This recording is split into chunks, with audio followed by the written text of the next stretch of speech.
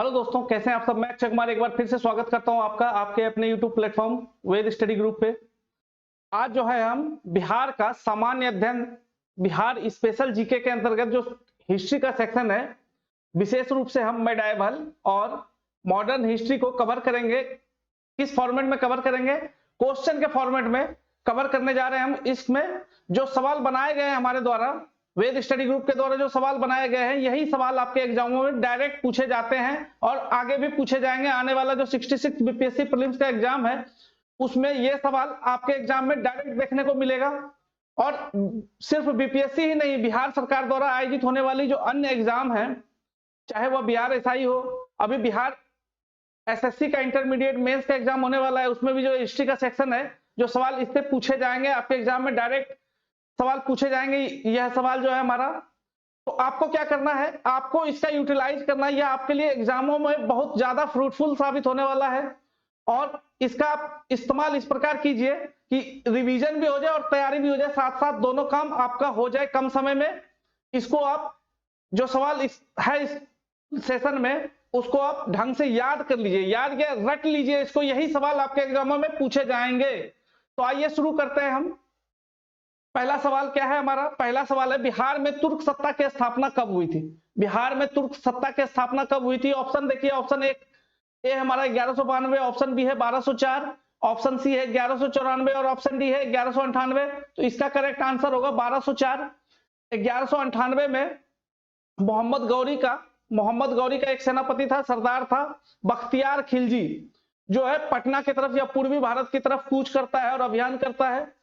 और 1204 में बंगाल प्रांत को जीत कर लखनऊती को अपनी राजधानी बनाता है और वहीं से बिहार और बंगाल प्रांत पर तुर्क सत्ता की स्थापना हो जाती है। तुर्क सत्ता पर वह जो है काबिज हो जाता है, वहां प्रशासन देखने लगता है। अगला सवाल देखिए हमारा, अगला सवाल, नेक्स्ट क्वेश्चन क्या है? नालंदा विश्वविद्यालय को किसने ध्वस्त किया? तो बख्तियार खिलजी ने ही नालंदा विश्वविद्यालय को ध्वस्त किया था। माना जाता है कि लाइब्रेरी में जो आग लगी थी वह 10-12 दिन तक जलते रही थी नालंदा विश्वविद्यालय। ऑप्शन क्या है हमारा? डी करेक्ट ऑप्शन होगा।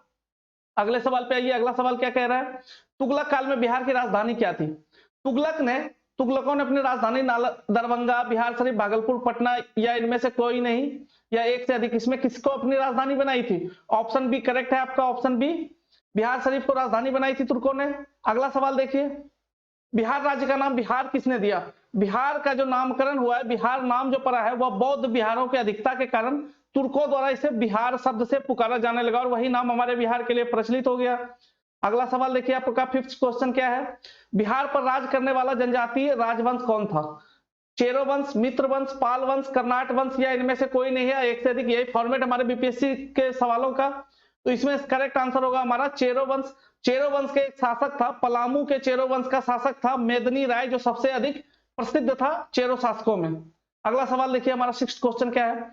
भोजपुर में उज्जैनिया वंश का संस्थापक कौन था? उज्जैनिया जो शासक थे, यह उज्जैन क्षेत्र से विस्थापित होकर हमारे बिहार में आए थे और संतन सिंह ने उज्जैनिया वंश की स्थापना भोजपुर में किया गया था, संतन सिंह द्वारा। अगला सवाल देखिए, सिकंदर लोदी ने 1495-96 में, ये टाइपिंग में मिस्टेक हुआ यहाँ, 1495-96 में किसे बिहार का प्रभारी नियुक्त किया था? ऑप्शन देखिए, फरीद खान, हसन खान, बहार खान और दरिया खान नुहानी। तो इसका करेक्ट आंसर क्या होगा आपका? सेवंथ क्वेश्चन का सही आंसर होगा आपका, सही आंसर होगा दरिया Khan Nuhani, option D correct answer है आपका। अगला सवाल देखिए, एट्थ क्वेश्चन क्या है? महमूद लोदी को विस्थापित कर बाबर ने किसे बिहार का प्रशासक नियुक्त किया था? बहार खां, जलाल खां, फरीद खां, हसन खां या इनमें से कोई नहीं। जलाल खां को क्या किया गया था? प्रशासक नियुक्त किया गया था। और फरीद खां उर्फ शेर खां, जो आगे चलकर शेरशाह सूरी बनता हुआ संरक्षक था इसका, जलाल खां का।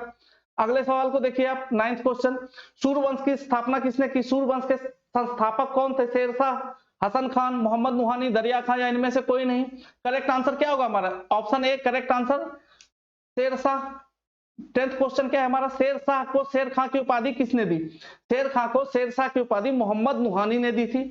मोहम्मद नुहानी ने शेर खां को, फरीद खां को शेर खां की उपाधि दी थी।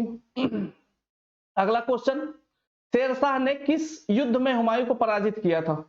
हुमायूं को पराजित किया था बिलग्राम और कन्नौज के वार में 1940 में। चौसा का युद्ध हुआ था 1939 में और बिलग्राम और कन्नौज का 1900 40 में, दोनों में जो है ऑप्शन ए और ऑप्शन बी जो है दोनों से ये तीनों युद्ध में पराजित किया था, और अंतिम रूप से जो है कन्नौज के युद्ध के पश्चात मुगल सत्ता पर बैठ जाता है शेरशाह। तो इसका सही आंसर ऑप्शन सी।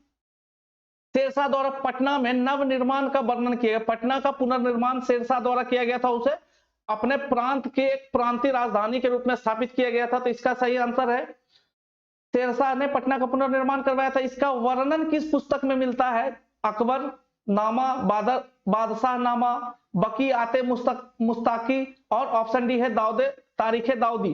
तो तारीखे दाऊदी में इसकी चर्चा मिलती है हमको। और तारीखे दाऊदी की जो बात करें हम, तो इसको लिखा किसने था? इसकी रचना की थी अब्दुल्लाह ने। अब्दुल्लाह नामक एक लेखक था, उसने इसकी रचना की थी। अगले सवाल पे आइए, 13th क्वेश्चन क्या कह रहा है हमारा? शेरशाह का प्रशासनिक प्रयोगशाला था। शेरशाह ने सासाराम को राजधानी बनाई थी, और वहीं से उसका जो है प्रशासनिक प्रयोगशाला था, वहां पर उसने जब्ती प्रणाली को शुरू किया गया था। माप के लिए, माप तौल के लिए जो है एक विशेष माप का निर्माण किया गया था, और बहुत सारे काम किए गए थे उसके द्वारा। भू राजस्व की एक विशेष पद्धति है जिसे जब्ती प्रणाली कहते हैं, जिसे आगे चलकर परिवर्तित रूप में अकबर द्वारा भी स्वीकार किया गया, या मुगल शासकों द्वारा भी स्वीकार किया गया था। तो इसका करेक्ट आंसर होगा बी। अगले सवाल पे आइए, 14th क्वेश्चन क्या कह रहा है हमारा?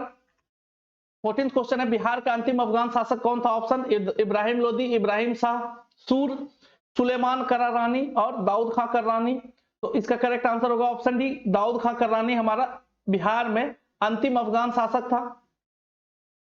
16th क्वेश्चन देखिए, 16th क्वेश्चन क्या कह रहा है हमारा? शेरशाह द्वारा कौन सा कार्य किया गया? निम्न में से शेरशाह द्वारा कौन सा काम किया गया था? जब्त प्रणाली, सिकंदर गज, और सन की डंडी का प्रयोग भूमि नापने के लिए किया जाता था, रुपए का प्रचलन किया गया था। इनमें से सही आंसर कौन सा है? Option D. इन सारी चीजों की शुरुआत किसने की थी? शेरशाह सूरी द्वारा इनकी शुरुआत की गई थी। 17th क्वेश्चन क्या है? निम्नलिखित में से कौन सा कार्य शेरशाह द्वारा नहीं किए गए थे? देश की भूमि का सर्वेक्षण, ग्रैंड ट्रंक रोड की स्थापना करवाई थी, निर्माण करवाया था, इबादत खाने का निर्माण करवाया था, और किसानों को पट्टा और कबूलियत की प्रथा की शुरुआत की गई थी। तो इबादत खाना का जो स्थापना किया गया था अकबर द्वारा किया गया था। बाकी तीनों कार्य किसके द्वारा किए गए थे? शेरशाह सूरी द्वारा किए गए थे। तो आपका करेक्ट आंसर क्या होगा? Option C. 18th क्वेश्चन देखिए, 18th क्वेश्चन क्या कह रहा है? शेरशाह के मकबरे का संबंध में क्या सही है?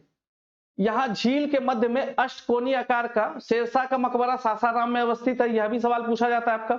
वह झील के मध्य में अवस्थित है, अष्टकोणीय आकार का है, चौकोर चबूतरे पर बना हुआ है, जिसके चारों ओर सीढ़ियां हैं, इसकी छत गुंबद के रूप में है। तो ये तीनों विशेषताएं हमें शेरशाह के मकबरे में देखने को मिलती है। तो इसका करेक्ट आंसर होगा उपयुक्त में से सभी। अगले सवाल पे आइए, 19th क्वेश्चन। 19th क्वेश्चन क्या कह रहा है हमारा? बिहार को सर्वप्रथम अपने साम्राज्य में मिलाने वाला मुगल शासक कौन था? अकबर, जहांगीर, हुमायूं, बाबर। तो बाबर और हुमायूं के समय बिहार में मुगलों का विस्तार नहीं हो पाया था। हुमायूं को तो शेरशाह सूरी ने पराजित कर दिल्ली से भी बाहर विस्थापित कर दिया था।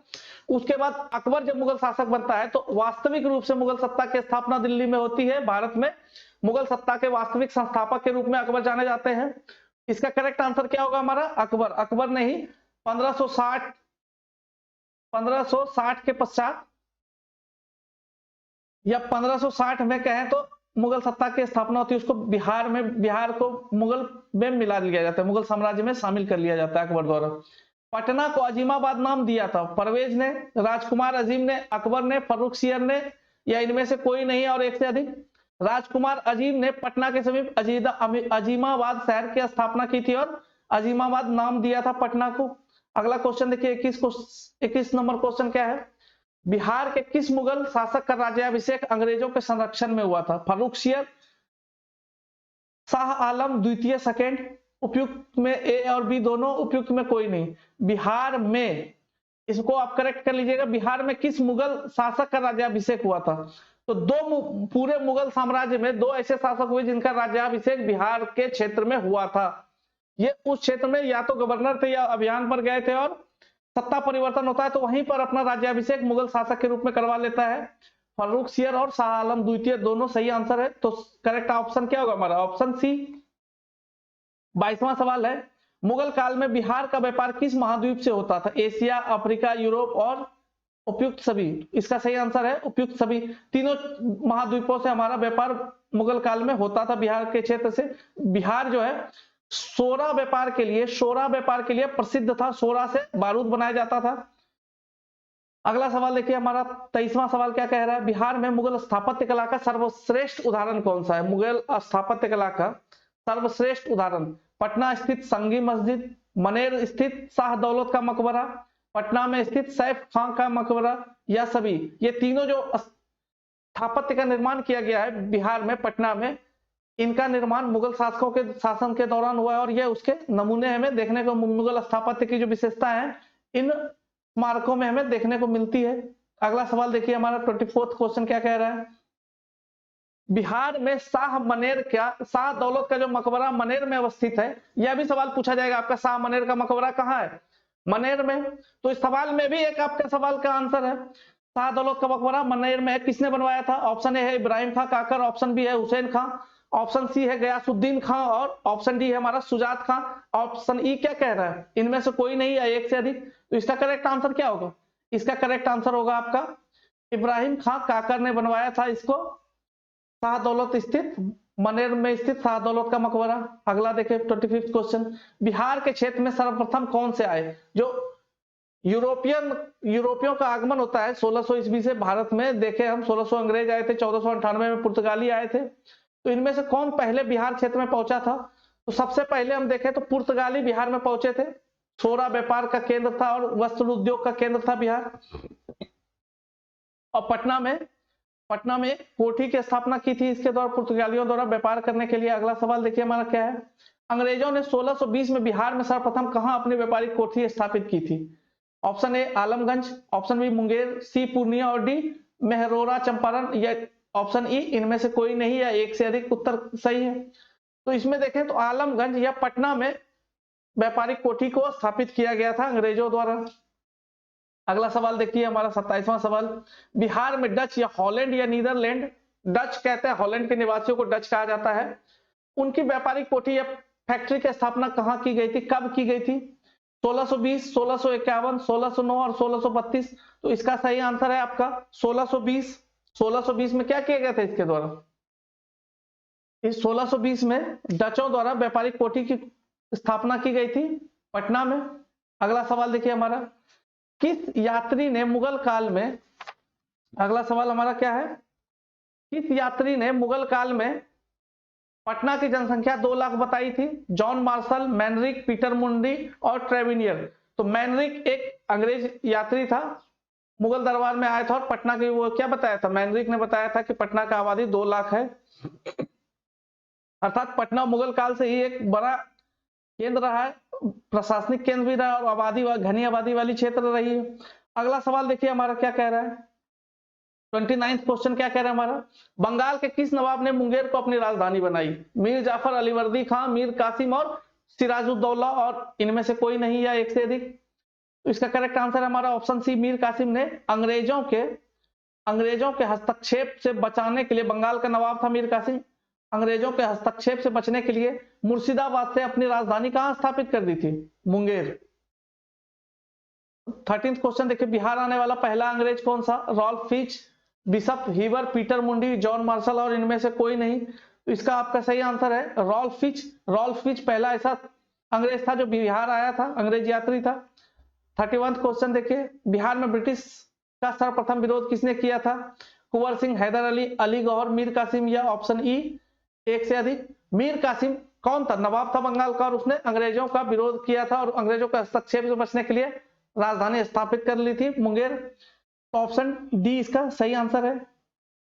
इसके बाद हम आए 32वां क्वेश्चन, ईस्ट इंडिया कंपनी को बंगाल, बिहार एवं उड़ीसा में दीवानी अधिकार प्रदान किया गया था, किसके द्वारा?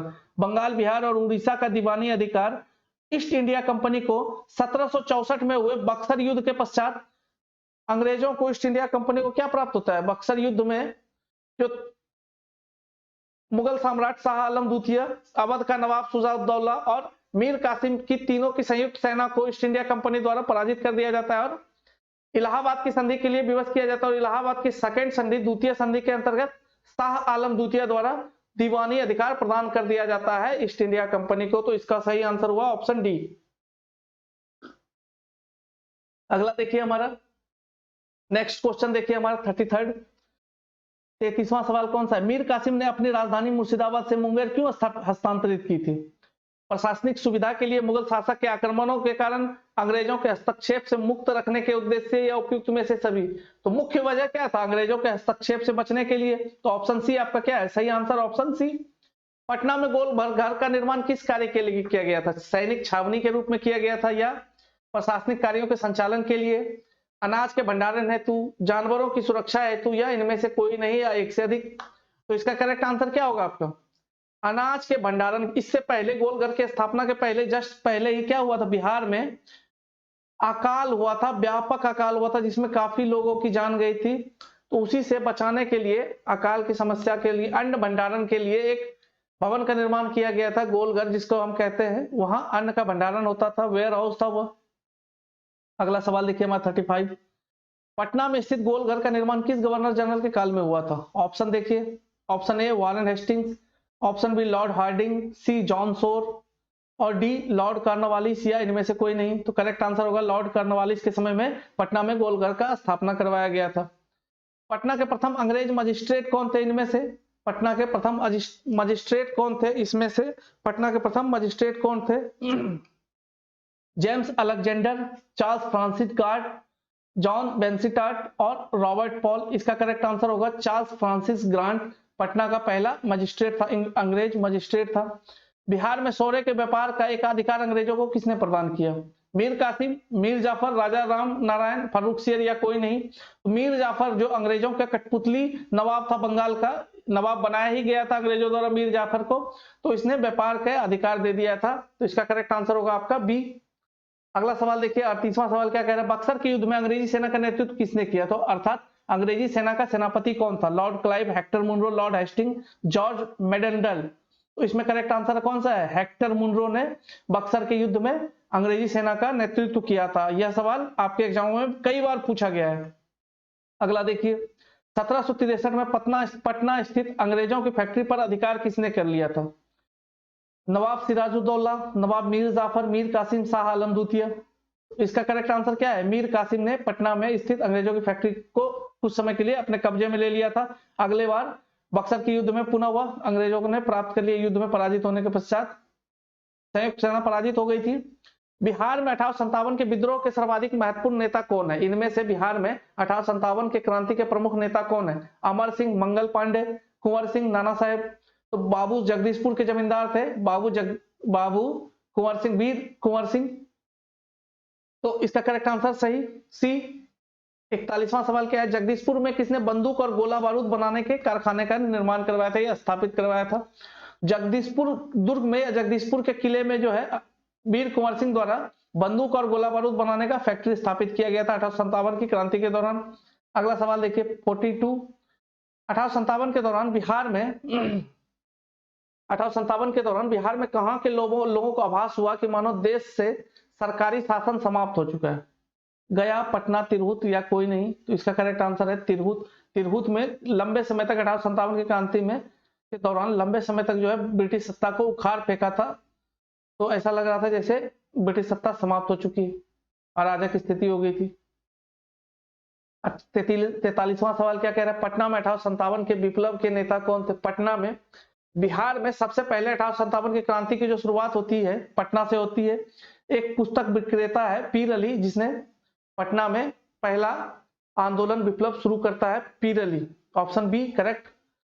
44th क्वेश्चन देखिए आप। कुंवर सिंह को किस राज्य के राजा ने अपने राज्य में प्रवेश की अनुमति नहीं दी थी? रीवा के राजा, आजमगढ़ के शासक, अवध, या मिर्जापुर के राजा, और इनमें से कोई नहीं?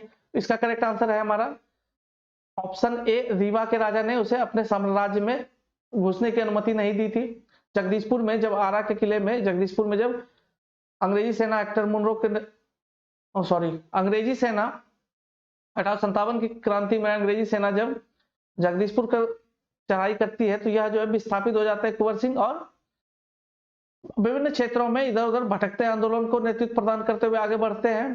तो उस समय दौरान जो है रीवा के राजा ने अपने क्षेत्र में प्रवेश की अनुमति नहीं दी थी इनको। अगला सवाल देखिए 45वां सवाल क्या है? कुंवर सिंह ने किस युद्ध में नाना साहब को सहयोग किया था? लखनऊ के युद्ध में, कानपुर की लड़ाई में, शाहबाद की लड़ाई में, झांसी की लड़ाई में, या इनमें से कोई नहीं? तो कानपुर की लड़ाई में क्या हुआ था, कुंवर सिंह ने नाना साहब की मदद की थी। तो सही आंसर आपका बी। 46वां सवाल है, पटना में कब 1857 का व्यापक विरोध हुआ था? 1857 की क्रांति का व्यापक विरोध पटना में हुआ था 3 जुलाई 1857 को पीर अली के नेतृत्व में। इसका करेक्ट आंसर होगा ऑप्शन सी। अगला सवाल देखिए आप, 1857 आंदोलन के दौरान अंग्रेजों के विरुद्ध छापामार युद्ध किसने किया था? अमर सिंह, कुंवर सिंह, पीर अली, या कोई नहीं? इसका सही आंसर है ऑप्शन ए, अमर सिंह ने छापामार युद्ध किया था।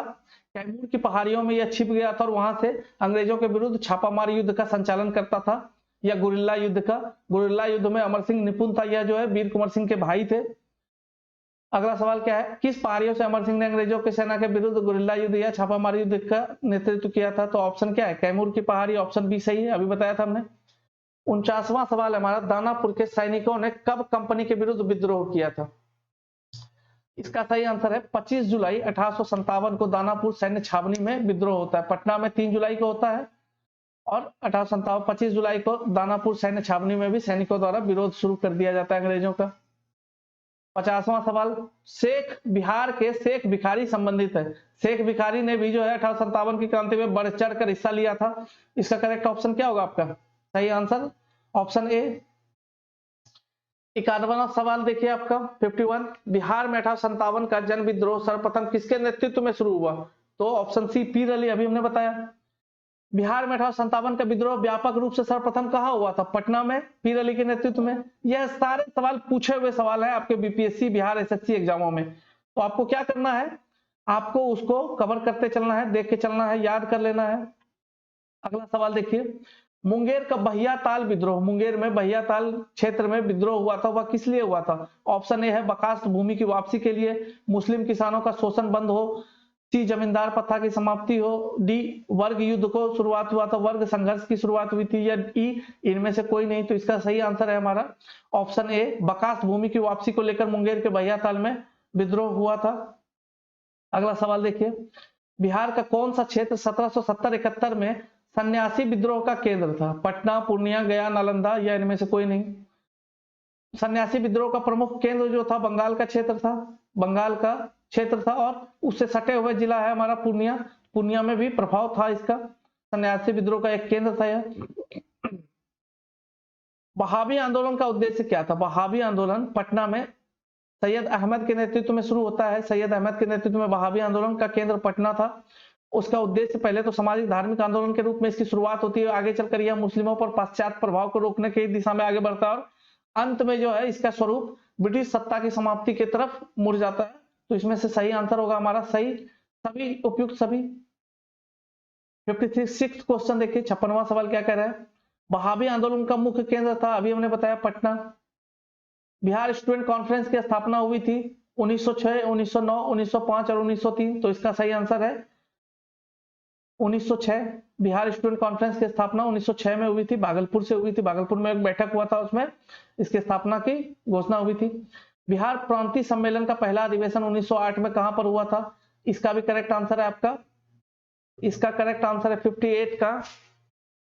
58 क्या कह रहा है आपका? 58 में इसका सही आंसर है, इसका भी सही आंसर पटना। ये पटना में ही ज्यादातर आंदोलन हमें देखने को मिल रहे हैं। बिहार का केंद्र था, प्रांतीय राजधानी थी। अगला सवाल देखिए हमारा 59, भारतीय राष्ट्रीय कांग्रेस के 1912 के बांकीपुर अधिवेशन की अध्यक्षता की थी। भारतीय राष्ट्रीय कांग्रेस की जो 28वां अधिवेशन है 1912 में बांकीपुर पटना में होता है, उसकी अध्यक्षता की थी आर.एन. मागोलकर साहब ने। तो ऑप्शन सी इसका करेक्ट आंसर होगा, ऑप्शन सी आर.एन. मागोलकर। 60वां सवाल है, बिहार से कांग्रेस का एक प्रतिनिधिमंडल 1914 में इंग्लैंड भेजा गया था, जिसमें कौन से दो व्यक्ति या बिहार के कौन से दो नेता शामिल थे? अली इमाम, हसन इमाम, राजेंद्र प्रसाद, ब्रजकिशोर प्रसाद, मजहरुल हक और सच्चिदानंद सिन्हा, महेश नारायण और फखरुद्दीन। तो सी ऑप्शन सही हमारा, मजहरुल हक और सच्चिदानंद सिन्हा इंग्लैंड जो भेजा गया प्रतिनिधिमंडल था उसमें बिहार से शामिल हुए थे। अगला सवाल देखिए हमारा क्या कह रहा है, पटना उच्च न्यायालय की स्थापना कब होती है? पटना उच्च न्यायालय की स्थापना कब होती है? 1916 ईस्वी में। यह भी सवाल पूछा हुआ सवाल है। देखिए इसका ऑप्शन ए सही है, 1916 में स्थापना होती है। अगला सवाल देखिए 62वां सवाल क्या कह रहा है हमारा, बिहार में होम रूल आंदोलन के संस्थापक थे। होम रूल आंदोलन के संस्थापक बिहार में कौन थे? सच्चिदानंद सिन्हा, मजरूल हक, एनी बेसेंट और राजेंद्र प्रसाद। इनमें से आपका सही आंसर है मजरूल हक।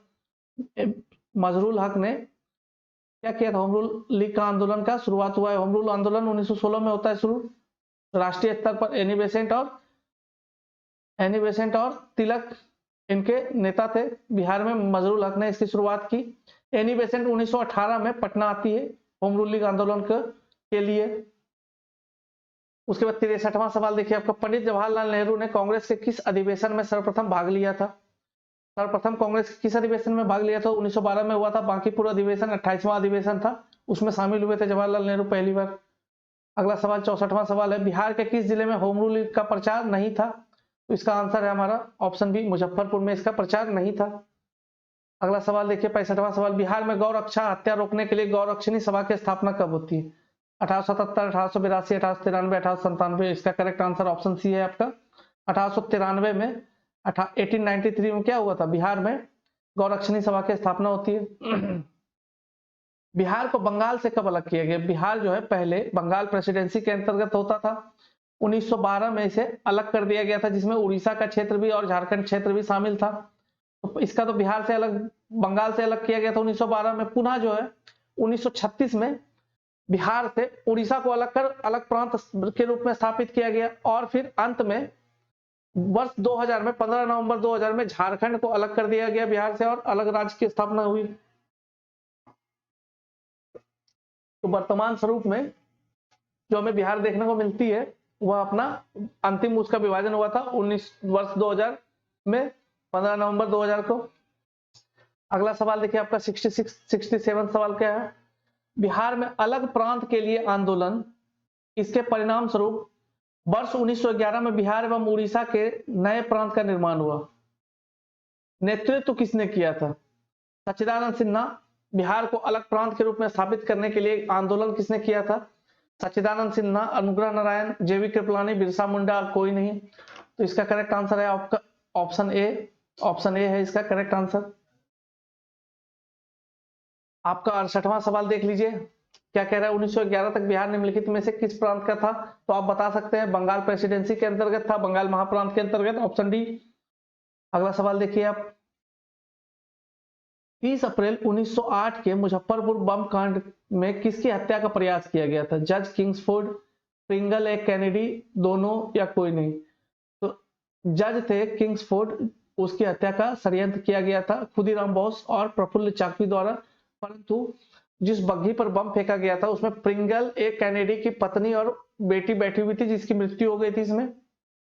और फिर आगे चलकर खुदीराम बोस को फांसी दे दिया गया था और प्रफुल्ल चाकी ने गिरफ्तारी से बचने के लिए आत्महत्या कर ली थी।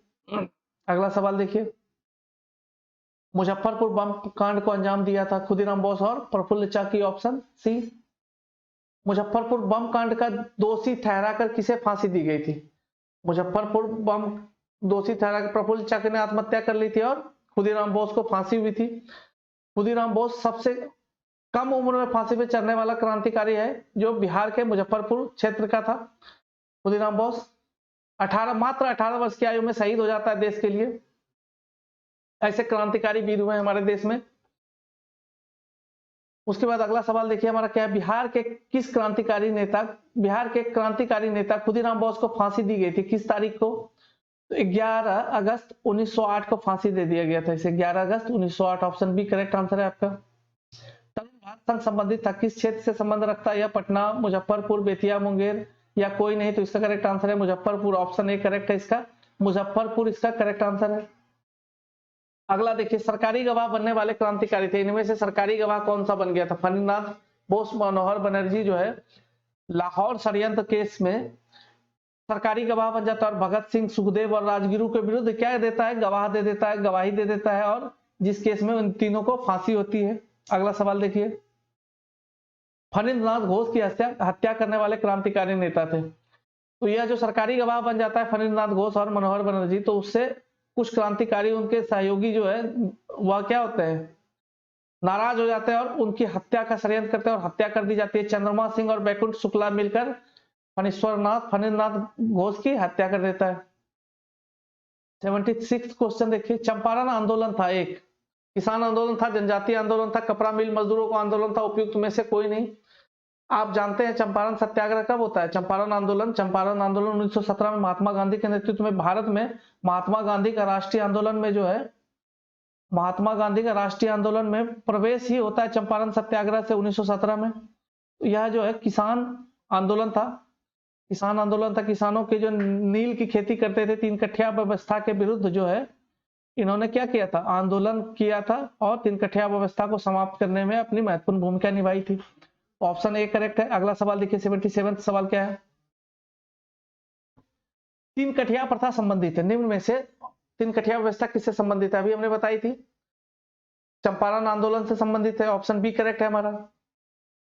चंपारण आंदोलन को नेतृत्व किसने प्रदान किया था? महात्मा गांधी द्वारा नेतृत्व प्रदान किया गया था, ऑप्शन ए। और जो इनमें नाम है राजेंद्र प्रसाद, राजकुमार शुक्ल, ब्रज किशोर प्रसाद, ये जो है सहयोगी रहे हैं चंपारण सत्याग्रह में महात्मा गांधी के। राजकुमार शुक्ल 1916 में लखनऊ अधिवेशन में, कांग्रेस के लखनऊ अधिवेशन में गांधी जी से मिलते हैं और उन्हें बिहार आने के लिए आमंत्रित करते हैं, निवेदन करते हैं उनसे, और फिर बिहार आते हैं महात्मा गांधी जी। और फिर ये जो 3 कठिया व्यवस्था है, 1 बीघे में, आप जानते होंगे 1 बीघे में 20 कट्ठा होता है, जिसमें से 3 कट्ठे पर नील की खेती करना अनिवार्य था, कृषकों के लिए अनिवार्य था। कृषक बाध्य थे नील की खेती के लिए, और उसको उसकी कीमत, नील की खेती के बाद जो है कीमत बहुत कम दी जाती थी। कॉन्ट्रैक्ट फार्मिंग का एक प्रारूप और कॉन्ट्रैक्ट क्या था? शोषण मूलक कॉन्ट्रैक्ट था उसका। उसको समाप्ति के लिए महात्मा गांधी के नेतृत्व में आंदोलन चलाया गया था 1917 में। अगला सवाल क्या है हमारा? महात्मा गांधी का पहली बार बिहार में आगमन हुआ 1917 में आते हैं महात्मा गांधी हमारे बिहार में। अगला सवाल हम देखें, नेक्स्ट क्वेश्चन क्या है, आप अगला सवाल देखिए।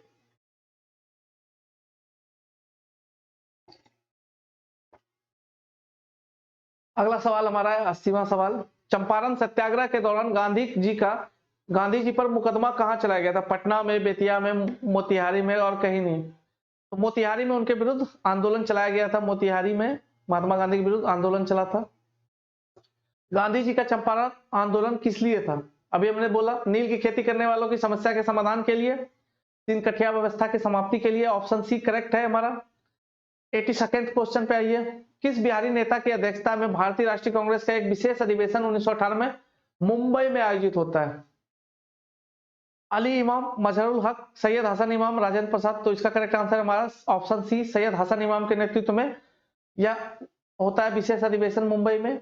कांग्रेस का एक विशेष अधिवेशन सैयद हसन इमाम की अध्यक्षता में होता है। ऑप्शन सी करेक्ट है इसका।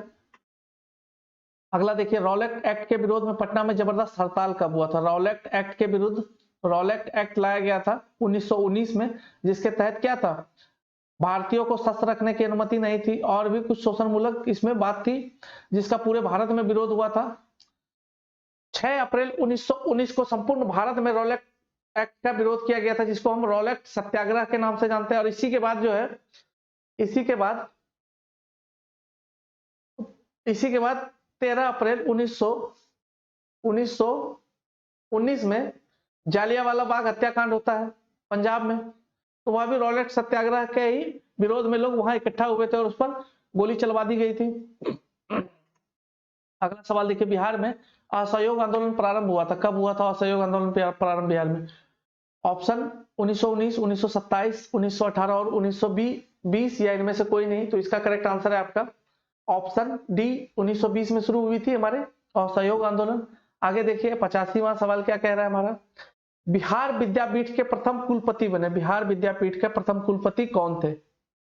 Option A Rajendra Prasad, B है हमारा ब्रज किशोर प्रसाद, मजहरुल हक, सच्चिदानंद सिन्हा, या कोई नहीं? तो बिहार विद्यापीठ के जो प्रथम कुलपति बने थे वह थे हमारे मजहरुल हक, मजहर उल हक। ऑप्शन सी सही है हमारा। अगला सवाल देखिए, बिहार में असहयोग आंदोलन के सर्वप्रमुख नेता थे, असहयोग आंदोलन के मजहर ul Haq. Option A, option B हमारा राजेंद्र प्रसाद एवं हसन इमाम। ऑप्शन सी क्या कह रहा है हमारा?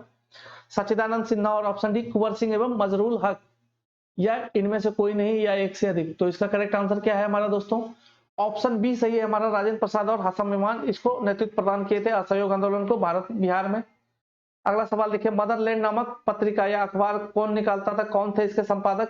सच्चिदानंद सिन्हा, राजेंद्र प्रसाद, जगत नारायण लाल और मजहर उल हक ने। तो इसका सही आंसर क्या है? ऑप्शन डी मजहर उल हक ने। मजहर उल हक ने क्या किया था? मदरलैंड पत्रिका की स्थापना की थी और इन्होंने सदाकत आश्रम को भी बनाया था। सदाकत आश्रम की स्थापना की थी मजहर उल हक ने। मजहर उल हक ने ही सदाकत आश्रम की स्थापना भी की थी। अगला देखिए सवाल, बिहार में 1921 में स्वराज सभा की स्थापना कहां हुई थी? स्वराज सभा की स्थापना 1921 में कहां हुई थी? तो इसका सही आंसर है आपका 1921 में स्वराज सभा की स्थापना हुई थी पटना में। अगला सवाल देखिए क्या कह रहा है हमारा, बिहार कौमी सेवक दल की स्थापना हुई थी। बिहार कौमी सेवक दल असहयोग आंदोलन के दौरान आपने देखा होगा हिंदू मुस्लिम एकता के लिए, हिंदू मुस्लिम एकता को बढ़ावा देने के लिए कौमी सेवक दल का स्थापना किया गया था। यह था आपका 27 नवंबर 1921 में स्थापित किया गया था सेवक दल को, कौमी सेवक दल को। 90वां सवाल देखिए हमारा क्या है, बिहार में कौन सा जिला असहयोग आंदोलन के दौरान एक प्रमुख केंद्र था? इसका ऑप्शन है हमारा, प्रमुख केंद्र था चंपारण और सारण। एक से अधिक ऑप्शन ई, चंपारण और सारण जो है सब प्रमुख केंद्र था इसका। भारतीय राष्ट्रीय कांग्रेस का 1922 का अधिवेशन कहां हुआ था? 1922 में गया में अधिवेशन होता है। ऑप्शन सी करेक्ट है इसका। 92nd क्वेश्चन देखिए, गया के कांग्रेस अधिवेशन में सबसे प्रमुख प्रश्न कौन सा था? सविनय अवज्ञा आंदोलन की शुरुआत, गांधी जी को सजा देना। किस लिए सजा दोगे भाई गांधी जी को? गांधी जी ने ऐसा कौन सा कार्य कर दिया कि उसे सजा दे? तो यह तो ऑप्शन ऐसे ही किसी के दिमाग में नहीं आने वाला है। ऑप्शन सी सांप्रदायिक समस्या, ऑप्शन डी विधान परिषद में प्रवेश। तो मुख्य प्रश्न था कांग्रेस के गया अधिवेशन 1922 में जो हुआ था, विधान परिषद का चुनाव होने वाला था। 1919 का जो आया था सुधार, 1919 का अधिनियम जिसको हम मॉन्टेग्यू चेम्सफोर्ड सुधार कहते हैं, उसके आधार पर प्रांतों में जो है प्रांतीय सरकार की स्थापना होती है, द्वैत शासन की शुरुआत होती है। तो वहां पर जो है विधान परिषद में प्रवेश को लेकर प्रमुख मुद्दा था कि चुनाव जो होने वाले हैं 1923 में उसमें शामिल होना है या नहीं, यह मुद्दा था। अगला सवाल देखिए क्या है, 93rd क्वेश्चन क्या कह रहा है, स्वराज पार्टी का गठन कब हुआ था? 1 जनवरी 1923, 1 जनवरी 1922, 1 जनवरी 1921, 1 जनवरी 1924। इसका करेक्ट आंसर है ऑप्शन ए, वही गया अधिवेशन के बाद जो है स्वराज पार्टी की स्थापना CR दास, मोतीलाल नेहरू और एक नेता थे हमारे, 3 नेताओं द्वारा मिलकर किया गया था आपका। इसकी शुरुआत की गई थी CR दास, मोतीलाल नेहरू द्वारा, और एक नेता है आप देख लीजिए उसको नाम याद रखना, विट्ठल भाई पटेल। विट्ठल भाई पटेल कौन थे? सरदार पटेल के भाई थे विट्ठल भाई पटेल। इन तीनों ने मिलकर विधानसभा में या विधानसभा चुनाव में शामिल होने के लिए, विधान परिषद चुनाव में शामिल होने के लिए स्वराज दल की, कांग्रेस के भीतर ही स्वराज पार्टी की स्थापना की थी। CR दास, मोतीलाल नेहरू और विट्ठल भाई पटेल, ये नाम याद रखना है आपको। अगला सवाल देखिए हमारा क्या है, 94th क्वेश्चन क्या कह रहा है हमारा, बिहार में स्वराज पार्टी की स्थापना किसके द्वारा की गई थी? बिहार में स्वराज पार्टी की स्थापना इनमें से किसके द्वारा की गई थी? बिहार का स्वराज पार्टी का जो स्थापना किया गया था वह ऑप्शन बी हमारा श्री नारायण प्रसाद द्वारा बिहार स्वराज पार्टी की नींव रखी गई थी। बिहार चुनाव में शामिल होने के, बिहार विधान परिषद के चुनाव में शामिल होने के लिए। अब देखिए सवाल वही विधान परिषद के चुनाव की बात है। 1923 में बिहार में जो विधानमंडल के आम चुनाव में स्वराज पार्टी ने बिहार में विधानसभा की कितनी सीटों पर विजय प्राप्त की? विधान परिषद, विधानसभा और विधान परिषद दोनों का चुनाव हुआ था 1923 में, और इसमें शामिल हुआ था स्वराज पार्टी, जिसमें 8 सीटों पर, विधानसभा की 8 सीटों पर और विधान परिषद की 10 सीटों पर इन्होंने विजय प्राप्त की थी।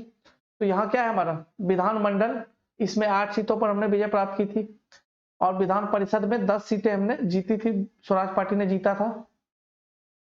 इसके बाद हमारा अगला सवाल है 97th क्वेश्चन है, 1921 में गांधी जी ने पटना में उद्घाटन किया था, निम्न में से किसका उद्घाटन किया था? आप देख रहे हैं यह कौन सा समय है?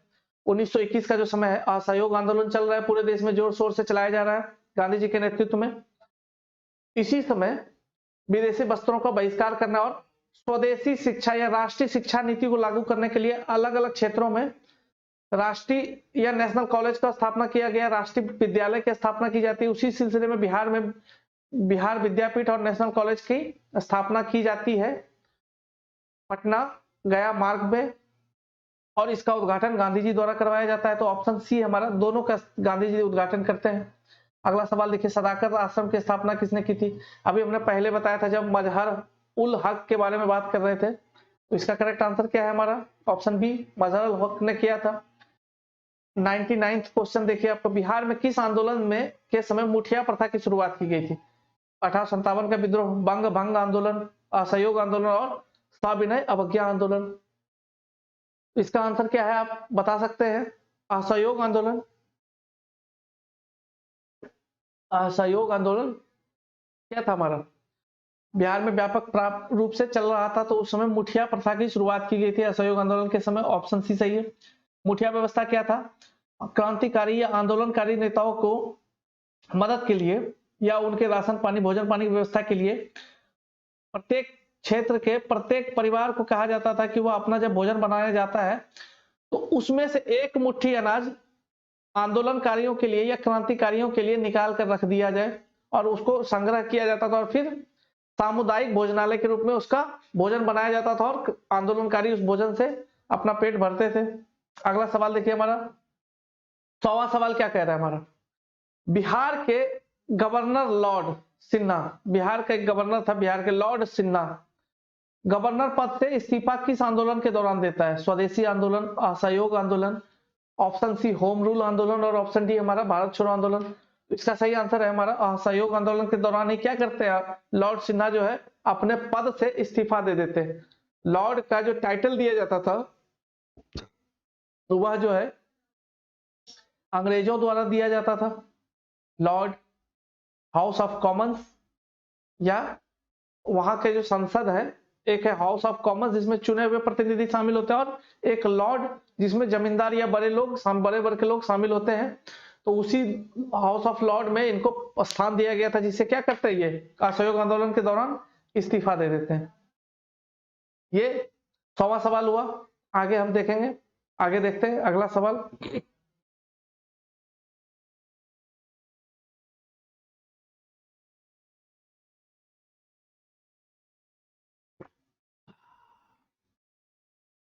अगला सवाल देखिए आपका 101 का सवाल है, बिहार का कौन सा स्थान गांधी जी के शब्दों में तीर्थ स्थान था? मधुबनी, जीरादेई, चंपारण, केसरिया। ऑप्शन बी हमारा सही है, जीरादेई, जो सिवान जिले में अवस्थित है। इसे गांधी जी ने तीर्थ स्थल कहा था। क्यों कहा था? क्योंकि यहीं पर हमारे राष्ट्र के, हमारे देश के स्वतंत्र भारत के पहले राष्ट्रपति डॉक्टर राजेंद्र प्रसाद का जन्म हुआ था जीरादेई नामक गांव में, इसलिए गांधी जी ने इन्हें तीर्थ स्थान कहा था। अगला सवाल देखिए, बिहार प्रांतीय किसान सभा के प्रथम अध्यक्ष कौन थे? स्वामी सहजानंद सरस्वती, डॉक्टर राजेंद्र प्रसाद, शाह मोहम्मद, बाबू कृष्ण सिंह, या कोई नहीं, या एक से अधिक। इसका करेक्ट आंसर है ऑप्शन ए। आगे देखिए 103, बिहार सोशलिस्ट पार्टी के प्रथम अध्यक्ष कौन थे?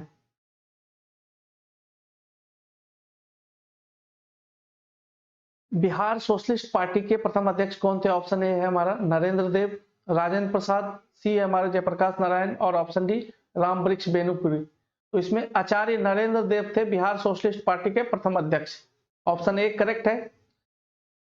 अगला सवाल देखिए 104 सवाल 104, बिहार प्रांतीय किसान सभा की स्थापना कब हुई?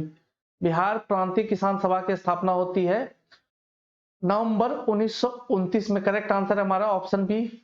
अध्यक्षता किसने की थी? स्वामी सहजानंद सरस्वती।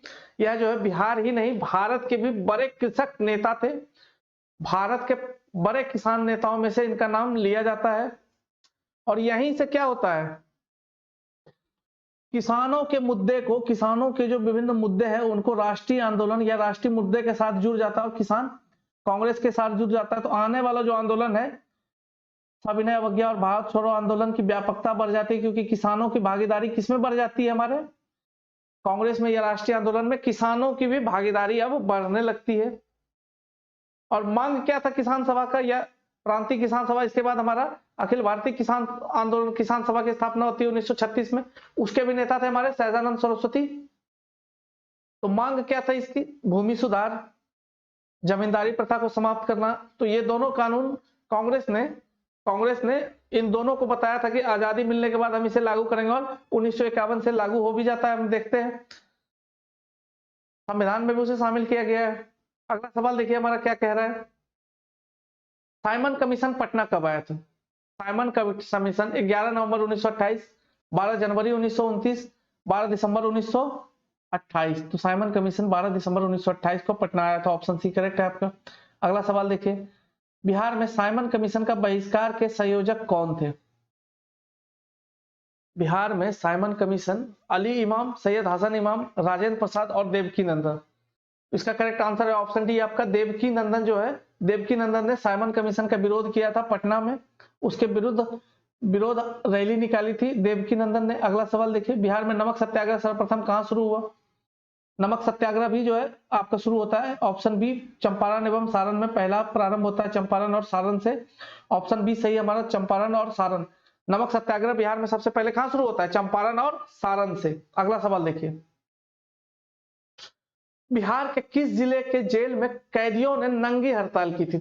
नमक सत्याग्रह या सविनय अवज्ञा आंदोलन के दौरान स्वदेशी वस्त्रों के मांग को लेकर छपरा जेल में जो बंद कैदी थे, आंदोलनकारी थे, उनके द्वारा सविनय अवज्ञा आंदोलन को समर्थन देने के लिए निर्वस्त्र होकर नग्न अवस्था में आंदोलन किया जाता है, जिसे नंगी हड़ताल के नाम से जाना जाता है। स्वदेशी वस्त्रों की मांग प्रमुख मुद्दा था उनका, इसलिए निर्वस्त्र होकर उन्होंने हड़ताल किया था। अगला सवाल क्या है हमारा, सविनय अवज्ञा आंदोलन के दौरान छपरा जेल में बंद कैदियों ने नंगी हड़ताल किस मांग को लेकर की थी? इसका आंसर बताने की आवश्यकता है अब? बिल्कुल नहीं।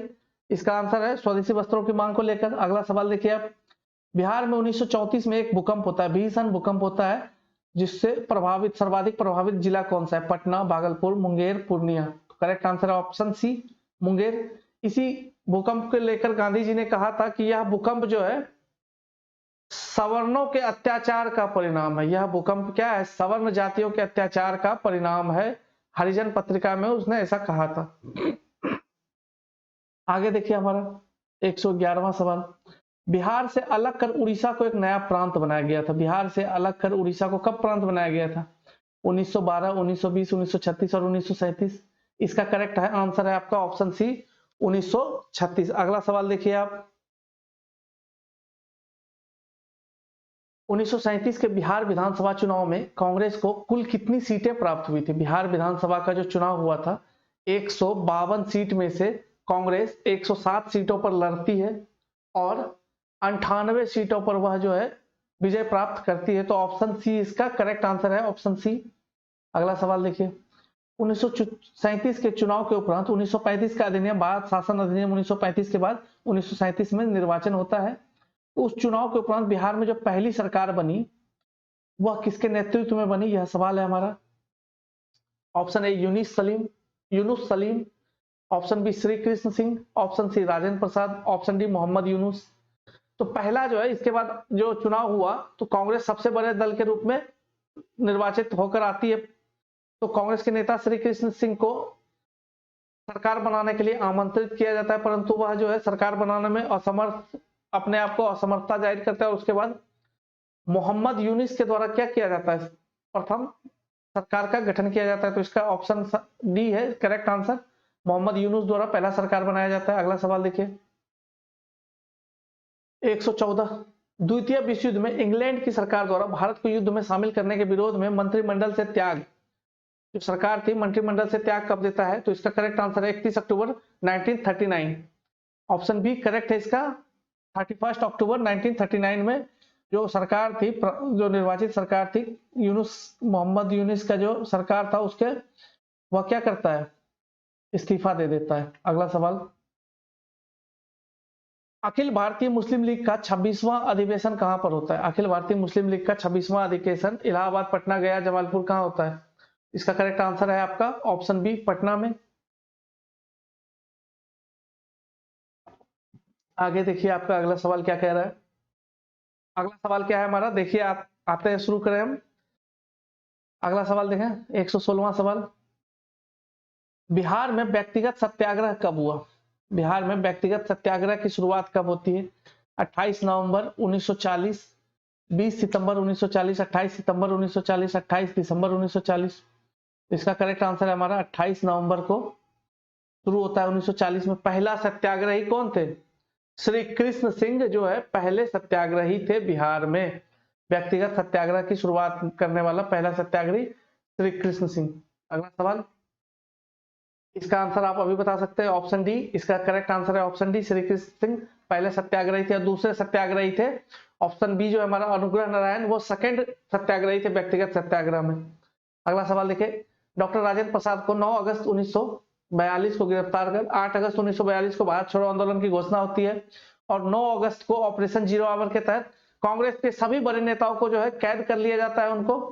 तो उसी दौरान जो 9 अगस्त को कैद किया गया था डॉक्टर राजेंद्र प्रसाद को, कैद कर कहां पर किस जेल में रखा गया था? तो ऑप्शन देखिए, camp jail, Hazaribagh jail, Bhagalpur jail या बांकीपुर जेल। तो इसका करेक्ट आंसर क्या है? इसका करेक्ट आंसर है बांकीपुर जेल, ऑप्शन डी। अगला सवाल, भारत छोड़ो आंदोलन के क्रम में पटना सचिवालय गोलीकांड कब होता है? भारत छोड़ो आंदोलन के दौरान ही कुछ छात्रों का समूह था जो पटना सचिवालय पर झंडा फहराने के लिए चढ़ जाता है और उस पर भारतीय झंडा, जो तिरंगा झंडा डिजाइन हो गया था जिसमें चक्र नहीं था, उसको लहरा देता है उस पर सचिवालय पर। उसी दौरान जो है जो प्रशासन है, पुलिस है, उसके द्वारा गोली चलाई जाती है और उसमें 7 छात्र शहीद हो जाता है और सारे छात्र 17-18 साल के 7 छात्र थे।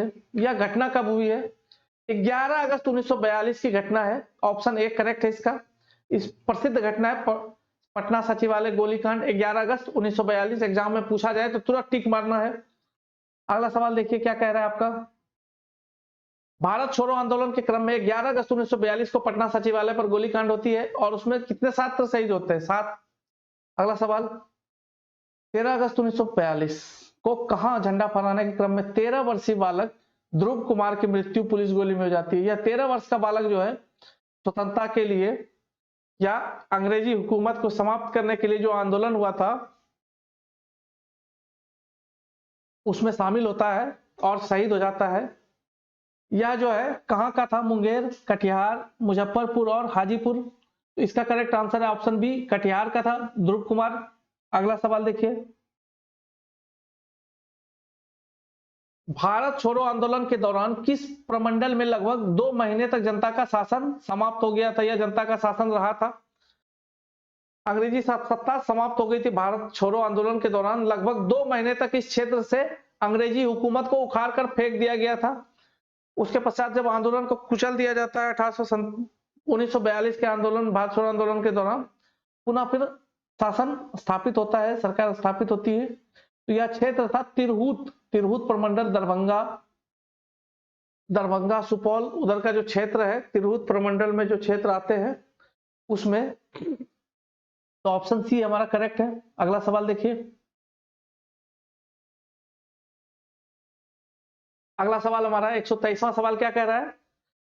123वां सवाल है, जयप्रकाश नारायण ने युवकों को गोरिल्ला युद्ध में प्रशिक्षित करने के लिए आजाद दस्ता की स्थापना की थी, संगठन बनाया था, किस क्षेत्र में किया था? 1942 के दौरान जयप्रकाश नारायण, आचार्य नरेंद्र देव इत्यादि द्वारा जो है नेपाल के तराई क्षेत्रों में नव युवकों को आंदोलन में नेतृत्व प्रदान करने के लिए और उसकी ऊर्जा का उपयोग 1942 के आंदोलन में करने के लिए और उसे सही दिशा देने के लिए आजाद दस्ता का गठन किया गया था, जिसका मुख्य उद्देश्य था सरकारी संपत्ति को क्षति पहुंचाना, गुरिल्ला युद्ध या छापामारी युद्ध करना और आंदोलन को नेतृत्व प्रदान करना। इसके लिए आजाद दस्ता का गठन किया गया था 1942 के भारत छोड़ो आंदोलन के दौरान। करेक्ट आंसर इसका ऑप्शन है। अगला सवाल देखिए क्या कह रहा है आपका, आजाद दस्ता का गठन हुआ था किसके लिए हुआ था? आप बता सकते हैं। तोड़फोड़ की कार्रवाई के लिए, युद्ध कार्यों में सरकार को बाधा पहुंचाने के लिए, या सरकारी काम में सरकार को बाधा, पटरियां उखाड़ देना, तार लाइन, डाक टिकट, ये सब जो है उसको काट देना, तार लाइन काट लेना, ये सब काम कार्यक्रम में शामिल थे आजाद दस्ते के। तो इसका करेक्ट आंसर है हमारा, इसमें देखें तो ऑप्शन बी, तोड़फोड़ की कार्रवाई के लिए, अंग्रेजों की हत्या करने के लिए गोरिल्ला युद्ध। तो ऑप्शन बी भी सही है, तो ऑप्शन डी इसका करेक्ट आंसर हुआ। अगला सवाल देखिए, बिहार में आजाद दस्ता सक्रिय था भारत छोड़ो आंदोलन के दौरान, आप बता सकते हैं। अगला सवाल, सारण को अपराधी जिला कब घोषित किया गया था? भारत छोड़ो आंदोलन के दौरान ही किया गया था, 1942। अगला सवाल, भारत का प्रथम राज्य जिसने भूमि सुधार कानून बनाया था, भूमि सुधार कानून को लागू करने वाला पहला राज्य भारत का बिहार है। जमींदारी प्रथा को भी समाप्त करने वाला पहला राज्य कौन सा है? जमींदारी प्रथा का उन्मूलन करने वाला पहला राज्य, देश का पहला राज्य, स्वतंत्रता प्राप्ति के तुरंत बाद, संविधान के लागू होने के तुरंत बाद ही जो है जमींदारी प्रथा को समाप्ति की घोषणा या कानून उसके लिए बना दिया जाता है बिहार सरकार द्वारा। अगला सवाल देखिए, स्वतंत्रता के उपरांत बिहार में उग्र आंदोलन की शुरुआत कहां से होती है? स्वतंत्रता के उपरांत बिहार में उग्र आंदोलन की शुरुआत कहां से होती है? तो 1955-56 में होता है छात्र आंदोलन पटना में, तो ऑप्शन बी करेक्ट है। और इस सवाल का सवाल देखिए, स्वतंत्र भारत का पहला छात्र आंदोलन कहां होता है? पटना में, ऑप्शन बी करेक्ट। अगला सवाल देखिए, बिहार में छात्र या जेपी आंदोलन की शुरुआत किस वर्ष हुई? छात्र आंदोलन या जेपी आंदोलन, जिसको हम आगे चलकर जो संपूर्ण क्रांति आंदोलन होता है, जो इंदिरा के आपातकाल के दौरान जो पूरे देश में शुरू हो जाता है और उनके कार्यों के लिए या उनको सत्ता से हटाने के लिए आंदोलन चलाया जाता है। इसकी शुरुआत 1974 में पटना के गांधी मैदान से होती है और यह छात्र आंदोलन के रूप में शुरू होता है और छात्रों ने जेपी को आंदोलन में नेतृत्व प्रदान करने के लिए आमंत्रित किया था और आगे चलकर यह फिर जो है जेपी आंदोलन या संपूर्ण क्रांति का रूप धारण करता है। इसका करेक्ट आंसर ऑप्शन सी। अगला सवाल, संपूर्ण क्रांति का नेतृत्व किसने किया था? जयप्रकाश नारायण ने, ऑप्शन डी करेक्ट है आपका, ऑप्शन डी। अगला सवाल 133, बिहार के किस आंदोलन को दूसरी जंग आजादी कहा जाता है? इसको क्या कहता है? दूसरा स्वतंत्रता संग्राम था, दूसरा स्वतंत्रता आंदोलन था। कौन सा आंदोलन था? संपूर्ण क्रांति आंदोलन, ऑप्शन बी करेक्ट है आपका। अगला सवाल देखिए, बिहार में 1977 में किस कमीशन के आधार पर पिछड़े वर्ग को, ओबीसीज को आरक्षण का आंदोलन शुरू हुआ था? वह किस कमीशन के रिपोर्ट के आधार पर हुआ था? अय्यर कमीशन, ऑप्शन बी मंडल कमीशन, ऑप्शन सी मुंगेरी लाल कमीशन, ऑप्शन डी उपयुक्त में से कोई नहीं थी। इसका करेक्ट आंसर है ऑप्शन सी मुंगेरी लाल आयोग, मुंगेरी लाल कमीशन। अगला सवाल देखिए, किस गुप्त सम्राट ने हुनों को पराजित किया? कौन सा गुप्त सम्राट था जिसने हुनों को पराजित किया? यह एंशिएंट का एक सवाल आ गया। इसमें हमने बताया था आपको, एंशिएंट का लेक्चर यदि आपने कवर किया होगा तो स्कंदगुप्त को ने हुनों को पराजित किया था। समुद्रगुप्त को भारत का नेपोलियन कहा जाता है। बिहार सोशलिस्ट पार्टी के संस्थापक थे। बिहार सोशलिस्ट पार्टी की स्थापना किसने की थी? विनोबा भावे, डॉक्टर सच्चिदानंद सिन्हा, राजेंद्र प्रसाद, जयप्रकाश नारायण। इसका करेक्ट आंसर है ऑप्शन डी आपका, जयप्रकाश नारायण ने 1934 में बिहार सोशलिस्ट पार्टी की स्थापना की थी। इसके पहले अध्यक्ष थे आचार्य नरेंद्र देव। अगला सवाल, अर्थशास्त्र के लेखक कौटिल्य चाणक्य, जो राजनीति पर आधारित एक पुस्तक है, प्रसिद्ध पुस्तक है, यह जो है चंद्रगुप्त का प्रधानमंत्री था, मौर्य शासक चंद्रगुप्त मौर्य का प्रधानमंत्री था। अगला सवाल, बिहार में अफगान सत्ता के आरंभिक उत्कर्ष में किस जनजाति की देन है? गोंड, चेरो, जलाल खान, नुहानी। नुहानी शासकों का अफगानी सत्ता, नुहानी वंश की नींव पड़ती है बिहार में, मध्यकाल में देखते हैं हम तो नुहानियों ने बिहार में अफगानी सत्ता की नींव रखी थी। अगला सवाल देखिए क्या कह रहा है हमारा, तुर्क सत्ता की स्थापना कब होती है? 1198, 1180, 1190, 1210। पहला सवाल हमारा भी यही था। 1998 से अभियान की शुरुआत होती है, स्थापित होता है 1204 में। इसका करेक्ट आंसर इस ऑप्शन के आधार पर 1198 लगाना है आपको। अगला सवाल देखिए, कर्नाटक वंश का अंतिम शासक कौन सा है? हरि सिंह, नरसिंह देव, रामपाल या राम सिंह? तो इसका करेक्ट आंसर है आपका हरि सिंह देव जो है कर्नाटक वंश का अंतिम शासक था। इसी के समय जो है प्रसिद्ध कवि, मैथिल कवि विद्यापति थे, जिनकी रचना है कीर्तिलता और कीर्ति पताका। अगला सवाल, शेरशाह द्वारा अफगान शासन की पुनर्स्थापना कब होती है? कन्नौज के युद्ध में 1540 में हमने देखा था। कन्नौज के युद्ध के पश्चात अफगान सत्ता की शुरुआत होती है, दिल्ली पर शेरशाह का कब्जा हो जाता है। Correct answer option A. Buxar युद्ध में कौन विजय हुआ? मुगल, ईस्ट इंडिया कंपनी, पुर्तगाली, इनमें से कोई नहीं। अफगान युद्ध, बक्सर का युद्ध किसमें हुआ था? मीर कासिम, शुजाउद्दौला और शाह आलम द्वितीय की संयुक्त सेना और ईस्ट इंडिया कंपनी के बीच हुई थी, जिसमें ईस्ट इंडिया कंपनी विजय रहा। तो ऑप्शन बी करेक्ट है आपका। आर्यभट्ट का संबंध किस क्षेत्र से है, किस नगर से? राजगढ़, वैशाली, कलिंग और पाटलिपुत्र। आर्यभट्ट कहाँ का था? पाटलिपुत्र का था आर्यभट्ट। अगला सवाल, बिहार में तुर्क शासन की स्थापना, ऑप्शन ए बख्तियार खिलजी। सवाल रिपीट हो रहे हैं। बिहार शरीफ मध्यकाल में किस लिए मशहूर था? बिहार जो है मध्यकाल में किस लिए प्रसिद्ध था? बिहार जो है सोरा खनन और उत्पादन के लिए सोरा का व्यापार होता था, निश्चित होता था। व्यापारिक केंद्र के रूप में भी स्थापित हो चुका था। तीर्थ स्थल बिहार में भी बहुत सारे बौद्ध तीर्थ स्थल है, बौद्ध और जैन, परंतु बिहार का विशेष जो है वो है हमारा मुगल काल में या मध्यकाल में बिहार जो है एक तो प्रांतीय शासन का केंद्र रहा है, और बिहार में हमें शैक्षणिक केंद्र के रूप में बिहार जाना जाता था मध्यकाल तक। बिहार में, बिहार प्रांत में बहुत सारे मदरसे खोले गए थे और शिक्षा दीक्षा का कार्य होता था, इसलिए प्रसिद्ध था यह हमारा शिक्षा दीक्षा के केंद्र के रूप में। ऑप्शन डी है हमारा करेक्ट इसका। अगला सवाल देखिए हमारा, बिहार का अंतिम अफगान सुल्तान कौन था? मोहम्मद शाह नूहानी, जलाल खान, दाऊद खां कर्रानी और शेर शाह सूरी। अंतिम अफगान शासक था ऑप्शन सी दाऊद खां कर्रानी। अगला सवाल, अगला सवाल क्या कह रहा है आपका, पटना स्थित अंग्रेजों की फैक्ट्री पर 1763 में कब्जा किसने किया था? मीर कासिम ने। पलासी के युद्ध।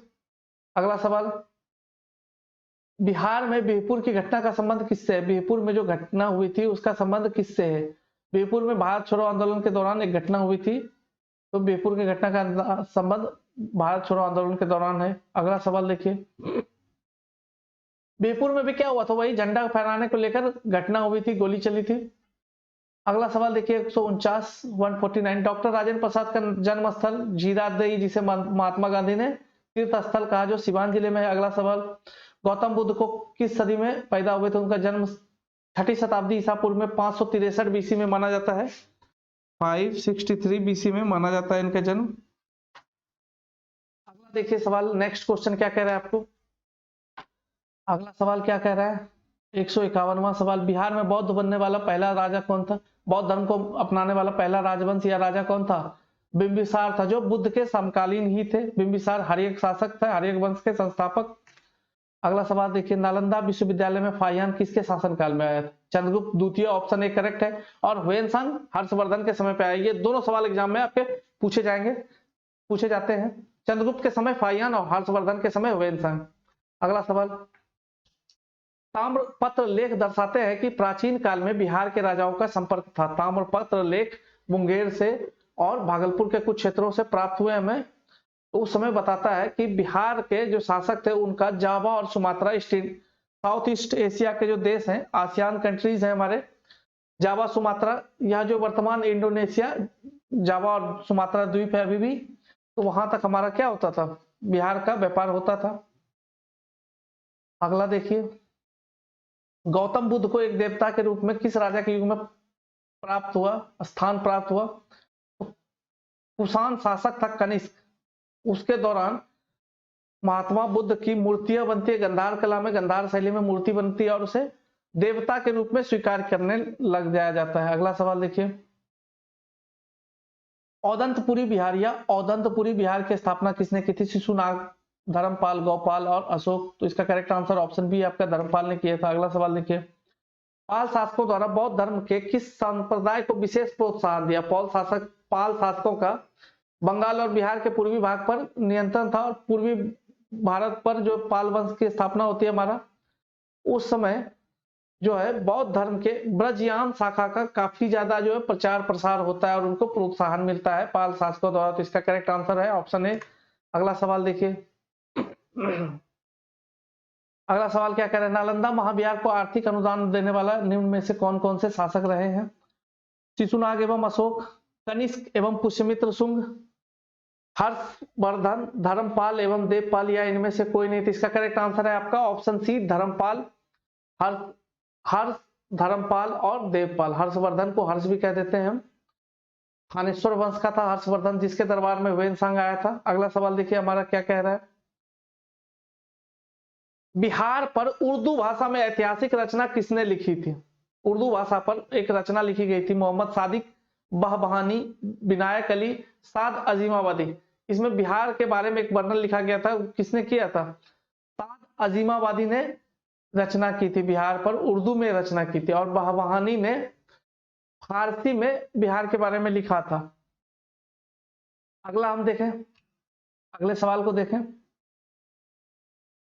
अगला सवाल क्या कह रहा है हमारा, मगध के परवर्ती गुप्त शासकों का मगध पर नियंत्रण होता है, उसके बाद के जो शासक है परवर्ती गुप्त कहते हैं उसको। तो परवर्ती गुप्त शासक या वंश की स्थापना किसने किया था? ऑप्शन ए है हमारा कृष्णगुप्त, विक्रमादित्य, अशोक, कालाशोक। इसका करेक्ट आंसर है ऑप्शन ए कृष्णगुप्त ने किया था। अगला सवाल देखिए, 1857 के विद्रोह के दौरान किस जिले की किलेबंदी कर दी गई थी? मुजफ्फर जिले को 1857 के दौरान किलाबंद किया गया था। ऑप्शन सी करेक्ट है आपका। अगला सवाल देखिए,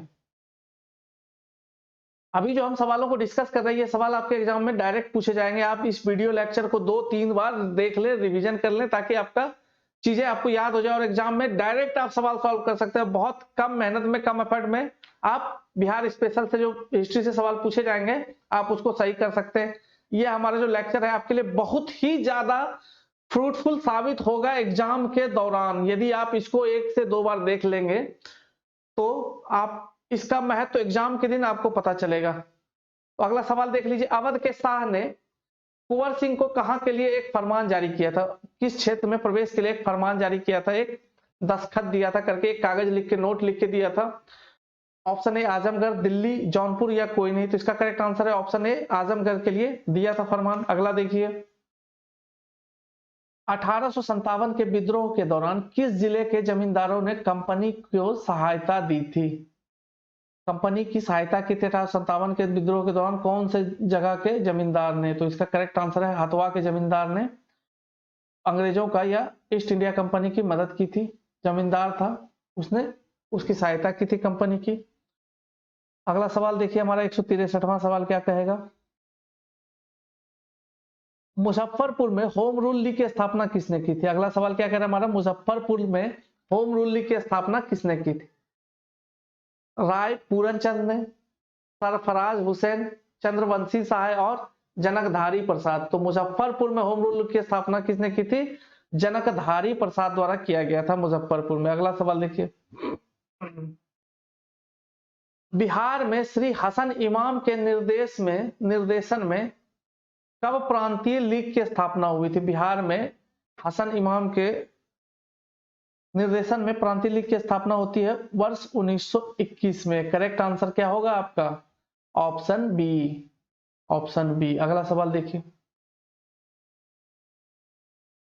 164वां सवाल क्या कह रहा है आपको, देख लीजिए, पटना से 80 किलोमीटर दूर स्थित पावापुरी स्थिर है, पावापुरी मंदिर है, वह किस लिए प्रसिद्ध है?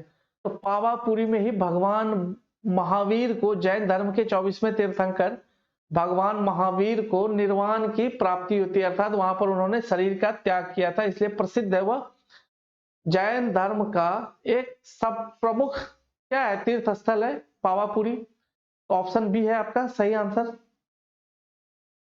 अगला देखिए, 166वां सवाल क्या कह रहा है आपको, कांग्रेस के किस अधिवेशन से बिहार में असहयोग आंदोलन के प्रति प्रेरणा मिलती है? कांग्रेस का एक विशेष अधिवेशन होता है नागपुर में, जिसमें बिहार में असहयोग आंदोलन की शुरुआत की प्रेरणा मिलती है। अगला सवाल देखिए क्या कह रहा है हमारा, ऑप्शन ए करेक्ट है, नागपुर अधिवेशन। कांग्रेस के किस अधिवेशन से विदेशी वस्त्रों के बहिष्कार के लक्ष्य निर्धारित किया गया? तो कलकत्ता का अधिवेशन से विदेशी वस्त्रों के बहिष्कार की रणनीति अपनाई गई। तो करेक्ट आंसर ऑप्शन डी है आपका। अगला सवाल देखें, तो आइए देखते हैं अगला सवाल क्या कह रहा है हमारा। अगला सवाल है हमारा 168वां सवाल क्या कह रहा है हमारा, बिहार में साइमन कमीशन के बहिष्कार के संयोजक कौन थे? बिहार में साइमन कमीशन जो आता है बिहार, उसमें उसके विरुद्ध विद्रोह, उसके विरुद्ध क्या किया था, विरोध रैली निकाली थी, किसने? देवकी नंदन ने। तो ऑप्शन डी करेक्ट है आपका, ऑप्शन डी देवकी नंदन ने। अगला सवाल देखिए, तीव्रता और विस्तार की दृष्टि से भारत छोड़ो आंदोलन के दौरान कौन सा राज्य अग्रणी रहा है? भारत छोड़ो आंदोलन का हम देखें तो सर्वाधिक व्यापक रूप से विरोध जो होता है अंग्रेजों का भारत छोड़ने के लिए, उसकी व्यापकता सर्वाधिक बिहार में थी। भारत के अंतर्गत बिहार में सर्वाधिक व्यापकता हमको उसको देखने को मिलती है। वहीं आजाद दस्ता का गठन हो रहा है और अलग अलग क्षेत्रों में अलग अलग कार्य बहुत से नेताओं द्वारा, स्वतंत्रता सेनानियों द्वारा किया जाता है। व्यापक रूप से इसका प्रसार हमें बिहार में देखने को मिलता है भारत छोड़ो आंदोलन का। करेक्ट आंसर ऑप्शन है। अगला सवाल, मुस्लिम लीग द्वारा प्रत्यक्ष कार्रवाई की सीधी कार्रवाई की घोषणा के दौरान बिहार में पूर्ण हड़ताल कब हुआ था? बिहार में मुस्लिम लीग द्वारा जब कैबिनेट मिशन द्वारा मुस्लिम लीग के अलग पाकिस्तान के मांग को ठुकरा दिया गया था, तो उसने 16 अगस्त 1946 को सीधी कार्रवाई की घोषणा की थी, जिसके तहत पूरे भारत में, विशेष रूप से उत्तर भारत में, और उसमें भी देखें तो हम बंगाल और बिहार में काफी दंगे होते हैं, सांप्रदायिक दंगे। 16 अगस्त 1946 को क्या किया जाता है आपका, बिहार में हड़ताल की घोषणा की जाती है, पूर्ण हड़ताल। उसके बाद ही दंगे शुरू हो जाते हैं और सर्वाधिक प्रभावित, दंगों से प्रभावित क्षेत्र भी जो है हमारा बिहार ही रहा है। अगला सवाल देखिए, 1937 में जो चुनाव हुए थे विधानमंडल के, उसमें मुस्लिम लीग के टिकट पर कितने मुस्लिम बिहार राज्य की विधानसभा के लिए चुने गए थे? तो मुस्लिम जो है सदस्य चुने गए थे विधानमंडल के लिए, परंतु वह जो है किसके तहत चुने गए थे? मुस्लिमों के लिए जो आरक्षित सीटें थी उसमें से स्वतंत्र रूप से या अन्य पार्टियों के सदस्य चुने गए थे, परंतु मुस्लिम लीग की टिकट पर एक भी सदस्य चयनित नहीं हुआ था बिहार से। तो उसका आंसर है ऑप्शन डी, कोई नहीं। अगला सवाल देखिए, रेगुलेटिंग एक्ट के प्रावधानों के अंतर्गत, रेगुलेटिंग एक्ट के प्रावधानों के अंतर्गत बिहार के लिए एक प्रांतीय सभा के गठन कब हुआ था? प्रांतीय सभा की स्थापना कब हुई थी? रेगुलेटिंग एक्ट 1773 में आया था, उसके तहत बिहार में प्रांतीय सभा के गठन होता है 1774 में। करेक्ट आंसर है ऑप्शन बी आपका। अगला सवाल देखिए आपका, पटना को प्रांतीय राजधानी बनाया गया था किसके द्वारा? शेरशाह सूरी ने जब दिल्ली का वह शासक बन जाता है तो पटना को प्रांतीय राजधानी बनाई और पटना का पुनर्निर्माण करवाया था। अगला देखिए, इसका करेक्ट आंसर ऑप्शन ए है, शेरशाह सूरी। अगला सवाल देखते हैं हम, 17वीं शताब्दी में बिहार में सोने की खान कहाँ स्थित थी? चंपारण, पटना, सासाराम, झारखंड। तो इसका करेक्ट आंसर है आपका पटना में सोने की खान थी। सोन नदी के रेत में सोना पाया जाता है और सोन का संगम कहाँ होता है? पटना के समीप, यह गंगा से मिलती है, अमरकंटक से निकलती है। यह जो है जो विशेष बातें मैं बोल रहा हूं आपको, यह भी एग्जाम में पूछे जाने वाले ही फैक्ट है। अगला सवाल देखिए आप, 1775 में बेगूसराय में चौकीदारी कर के विरुद्ध आंदोलन किस आंदोलन का हिस्सा था? नमक सत्याग्रह या सविनय अवज्ञा आंदोलन के दौरान बेगूसराय और मुंगेर के क्षेत्रों में चौकीदारी कर ना देने के विरुद्ध, चौकीदारी कर की अदायगी नहीं करेंगे हम, इसको लेकर एक आंदोलन हुआ था बेगूसराय में, जिसको चौकीदारी कर के विरुद्ध आंदोलन कहती है। सविनय अवज्ञा आंदोलन का भाग था, ऑप्शन बी करेक्ट है इसका। अगला सवाल देखिए, राजेंद्र प्रसाद कहाँ के रहने वाले थे? बिहार के, कोई डाउट? बिहार, मूलभूत रूप से बिहार शब्द का अर्थ क्या है? बौद्ध मठों की अधिकता या बौद्ध विहारों की अधिकता। कारण क्या है? बिहार शब्द का अर्थ ही है ये बौद्ध विहारों की अधिकता, इसी के नाम पर बिहार नाम भी पड़ा अपना, अपने राज्य का। 178वां सवाल देखिए, बिहार के किस नेता ने महात्मा गांधी के साथ किसान आंदोलन में नेतृत्व प्रदान किया? ऑप्शन है आपका बाबा रामचंद्र, डॉक्टर राजेंद्र प्रसाद, राजकुमार शुक्ल, रफीक किदवई। इसका करेक्ट आंसर है ऑप्शन बी, राजेंद्र प्रसाद बिहार में किसान आंदोलन में नेतृत्व में महात्मा गांधी के सहयोगी थे। अगला सवाल देखिए, 1930 और 1931 में बरही कांग्रेस से सफलतापूर्वक अंग्रेजी हुकूमत को किस जिले में नाकाम कर दिया गया था? बरही कांग्रेस में सफलतापूर्वक अंग्रेजी हुकूमत को किस जिले से नाकाम कर दिया था? तो बहरी जो है, बरही मुंगेर जिले में अवस्थित क्षेत्र, यहां से क्या हुआ था? अंग्रेजी हुकूमत को उखाड़ कर फेंक दिया गया था और सविनय अवज्ञा आंदोलन या नमक सत्याग्रह के आंदोलन के दौरान। अगला सवाल हम देखें, अब हम जो है इतिहास यहाँ पर समाप्त होती है और अब हम ज्योग्राफी के कुछ सवालों को देखें जो महत्वपूर्ण है, हमारे एग्जाम में जो पूछे जाते हैं।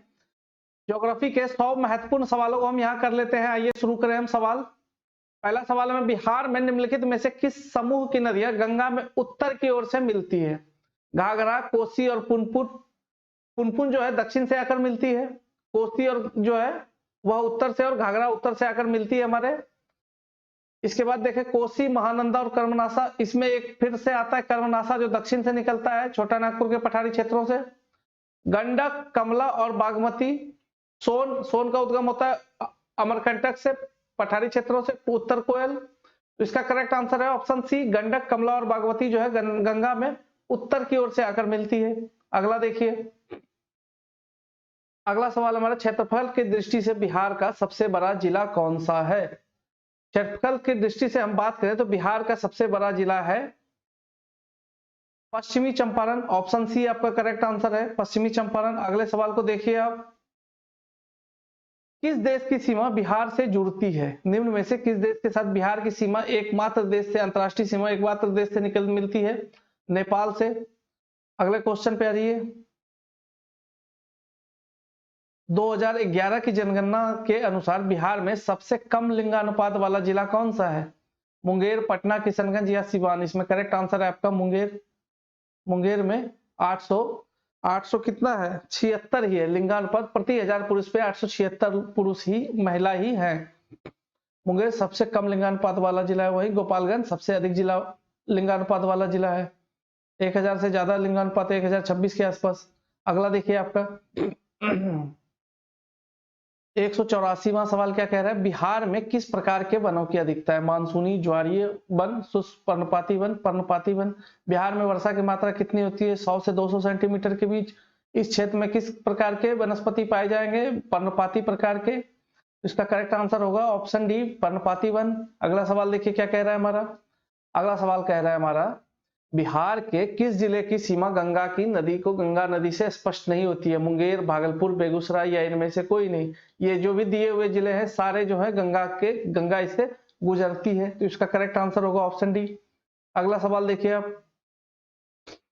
अपने बिहार की उत्तर दक्षिण, नॉर्थ और साउथ लंबाई कितनी है? इसका सही आंसर है आपका 345 किलोमीटर। नॉर्थ से साउथ के विस्तार जो है 345 किलोमीटर है, और ईस्ट टू वेस्ट 483 किलोमीटर है इसका विस्तार। अगले सवाल पे आ जाइए। अगला सवाल क्या कह रहा है हमारा, वर्तमान में क्षेत्रफल की दृष्टि से बिहार का भारत में कौन सा स्थान है? 13, 15, 16, 18। जब यह सवाल टाइप किया गया था, या जिस समय का यह सवाल पूछा गया था एग्जामों में, उस समय 13वां सबसे बड़ा राज्य था, परंतु पिछले साल जम्मू कश्मीर राज्य के पुनर्गठन के पश्चात बिहार जो है भारत का 12वां सबसे 12th लार्जेस्ट स्टेट है हमारा। अगले सवाल पे आइए जल्दीबाजी में। बिहार का सर्वाधिक वर्षा वाला जिला कौन सा है? किशनगंज में सर्वाधिक वर्षा होती है, ऑप्शन ए करेक्ट है हमारा। अगला सवाल देखिए, बिहार का कुल क्षेत्रफल कितना है? तो 94,163 वर्ग किलोमीटर बिहार का कुल क्षेत्रफल है। इसका करेक्ट आंसर क्या होगा? Option B. अगले सवाल पे आइए, जनगणना 2011 के अनुसार बिहार में लिंगानुपात कितना है? बिहार में लिंगानुपात कितना है? 933, 927, 921 या 918? इसका करेक्ट आंसर क्या होगा, फटाफट बताइए। 918, प्रति 1000 पुरुष पर 918 लड़कियां या महिला है बिहार में। अगला सवाल देखिए, पटना का मानक समय भारत के मानक समय से कितना आगे या पीछे है? 82.5 डिग्री मानक समय रेखा है भारत का। 82.5 डिग्री पूर्वी देशांतर रेखा जो इलाहाबाद मिर्जापुर के निकट से गुजरती है, और पटना है उसके पूर्व में अवस्थित, अर्थात उससे आगे है। अगला सवाल देखिए, जनसंख्या घनत्व की दृष्टि से बिहार का भारत में कौन सा स्थान है? प्रथम स्थान पर आते हैं हम, दूसरे स्थान पर पश्चिम बंगाल, और तीसरे स्थान पर महाराष्ट्र। प्रति वर्ग किलोमीटर में कितना व्यक्ति रहता है उसको हम जनसंख्या घनत्व कहते हैं, जो बिहार में सबसे अधिक है। प्रति वर्ग किलोमीटर में बिहार में सबसे अधिक व्यक्ति निवास करते हैं। पहला स्थान है, ऑप्शन ए करेक्ट है। अगला सवाल देखिए, बिहार किस गोलार्ध में है? उत्तरी गोलार्ध में। पूरा भारत ही उत्तरी गोलार्ध में है। अगला सवाल देखिए, भारत में सबसे ज्यादा पायराइट कहाँ पाया जाता है? पायराइट बिहार में सबसे ज्यादा पाया जाता है। आयरन पायराइट, Fe2SO को कहते हैं मूर्खों का सोना, तो वह जो है बिहार में सबसे ज्यादा पायराइट का उत्पादन होता है। पायराइट जो अयस्क है वह बिहार में सबसे अधिक पाया जाता है। अगला देखिए, बिहार की मुख्य नकदी फसल निम्नलिखित में से कौन सी है? गेहूं, गन्ना, चावल, तंबाकू। तो इसमें गेहूं और चावल खाद्यान्न फसलें हैं, नकदी फसल है गन्ना और तंबाकू। इसमें गन्ना मुख्य फसल है, मुख्य नकदी फसल बिहार का है गन्ना। अगला सवाल देखिए, अगले सवाल में क्या कह रहा है, बिहार का शोक निम्नलिखित में से किस नदी को कहा जाता है? कर्मनाशा, गंडक, भागमती, कोसी। कोसी को कहा जाता है क्योंकि कोसी जो है अपने मार्ग को परिवर्तित करने के लिए कुख्यात है, और यह जो पूरा उत्तरी बिहार में बाढ़ से तांडव मचाती है बरसात के सीजन में और प्रतिवर्ष, इसलिए इसको बिहार का शोक कहते हैं या सोरो ऑफ बिहार कहते हैं। अगला सवाल देखिए, जूट का उत्पादन बिहार के किस जिले में सर्वाधिक होता है? पूर्णिया, किशनगंज, अररिया, मधेपुरा। तो इसमें ऑप्शन एक करेक्ट है, पूर्णिया और कटिहार जिले में जूट का गोल्डन फाइबर जिसको कहते हैं, जिससे बोरा, कट्टा इत्यादि और रस्सियां इत्यादि बनाई जाती है, पूर्णिया में सर्वाधिक उत्पादन होता है बिहार में। भारत में जूट के उत्पादन की बात करें तो भारत में पश्चिम बंगाल के बाद बिहार दूसरा सबसे बड़ा जूट का उत्पादक राज्य है। अगले सवाल के आते हैं, बलसुंदरी मिट्टी बिहार के किस क्षेत्र में पाई जाती है? मिट्टी को हम देख लेते हैं एक बार, आपको मिट्टी को देखना चाहिए बिहार के मिट्टी को। ताकि आप आसानी से बिहार में पाई जाने वाली जो मिट्टियां हैं उसको आप समझ सकते हैं। ये रहा हमारा बिहार, ये बिहार का नक्शा हुआ। गंगा नदी यहाँ से निकलती है और यहाँ जो है हिमालय के पर्वतीय क्षेत्र में, नेपाल में पर्वत है, यह हमारा हिमालय, यहाँ से बहुत सारी नदियां निकलती है जिसके द्वारा क्या आता है, निक्षेपों को लेकर लाया जाता है। इन नदियों के द्वारा जो जलोढ़ मृदा से निर्मित मैदान का निर्माण हुआ है, उत्तरी मैदान, इसी के क्षेत्र में मिट्टियों को बिहार में कुछ विशेष नामों से, जलोढ़ मृदा को भी अलग अलग नामों से जानते हैं। सबसे पहला जो है यह तराई वाला क्षेत्र है, तो तराई या दलदली मिट्टी है हमारा। इसके बाद खादर, खादर नवीन जलोढ़ मृदा। इसके दक्षिण में जो प्रतिवर्ष बाढ़ के द्वारा मैदानों का निर्माण किया जाता है, इसको हम कहते हैं बाल सुंदरी मिट्टी। यह भी जलोढ़ मृदा का ही प्रकार है। गंगा के दक्षिण में आए, गंगा के दक्षिण में, गंगा के दक्षिण में जो मैदानों का निर्माण हुआ है उसका हम बात करें तो उसके मृदा को 3 भागों में बांटते हैं। पहला है हमारा ताल मृदा, क्या कहते हैं इसको, ताल मृदा। इसके बाद आता है हमारा करई केबाल, करई केबाल मृदा।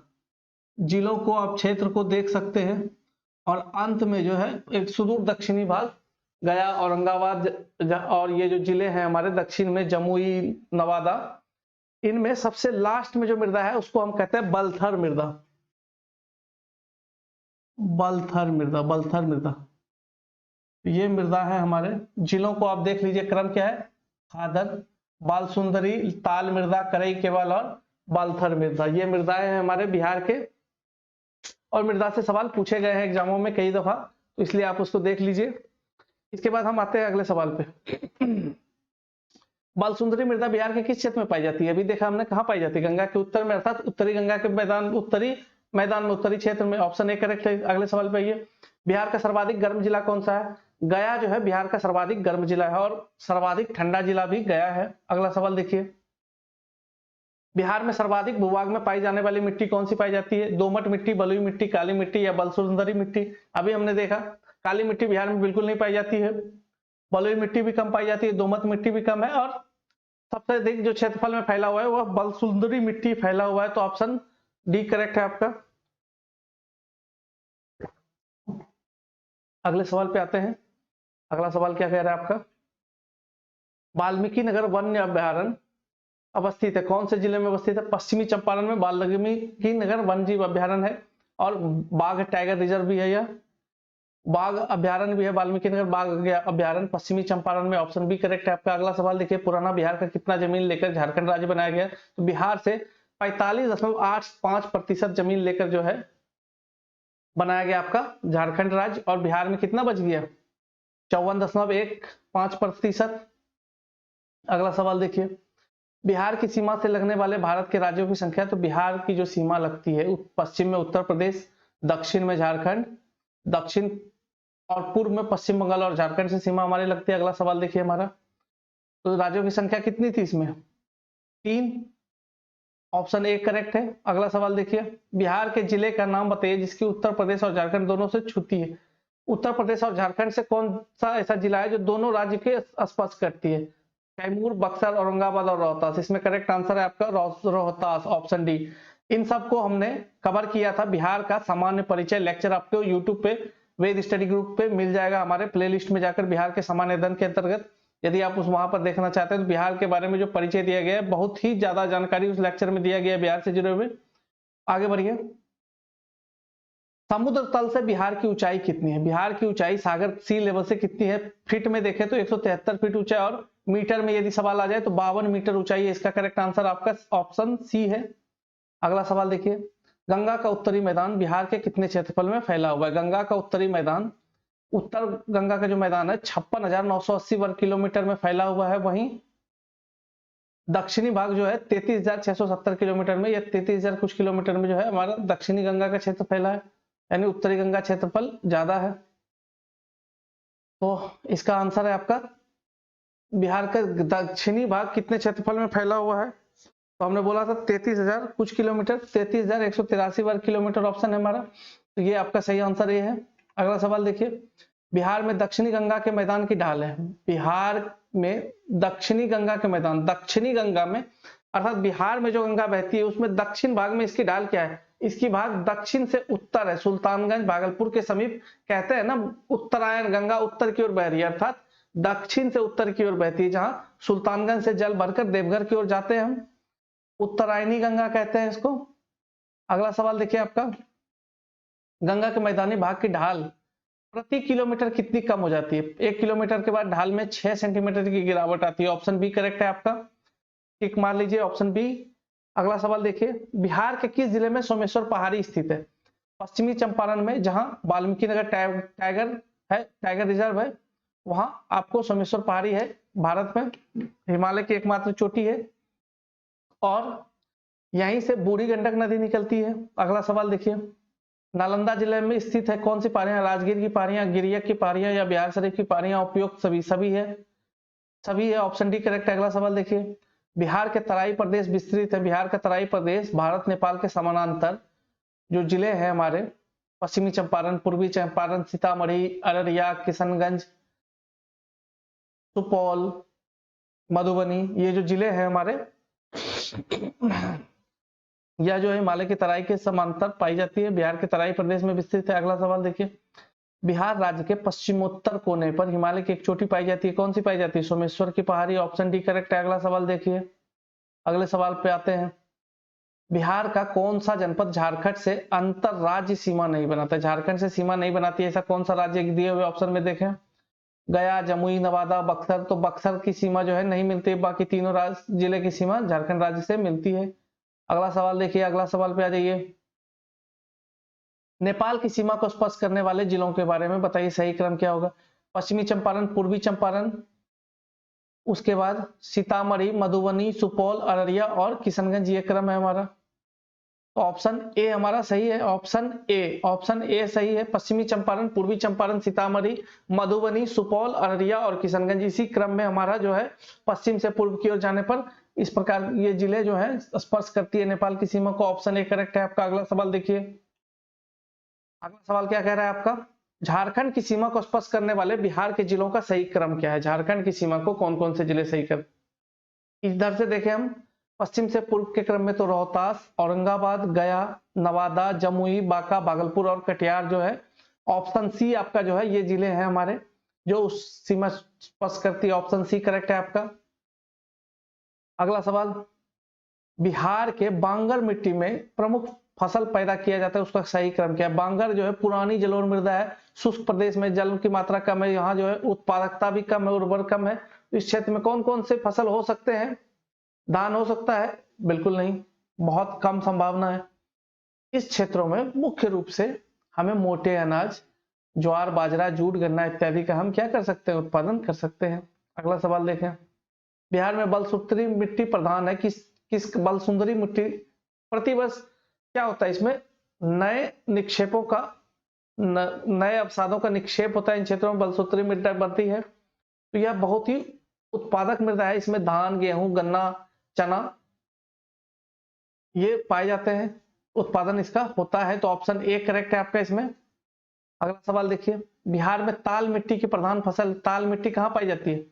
ताल मिट्टी हमने देखा गंगा के दक्षिण में जो मैदान है, और दक्षिण से जो नदियां गंगा में मिलती है, ये ज्यादातर पर्वतीय क्षेत्र, पठारी क्षेत्रों से निकलती है और बरसाती नदियां हैं, तो इनके द्वारा नए अवसादों का निक्षेपण नहीं होता है, जिससे इस क्षेत्र की मृदा ज्यादा उर्वर नहीं है और जल की मात्रा भी कम है, जिसके कारण इस क्षेत्र में क्या होगा?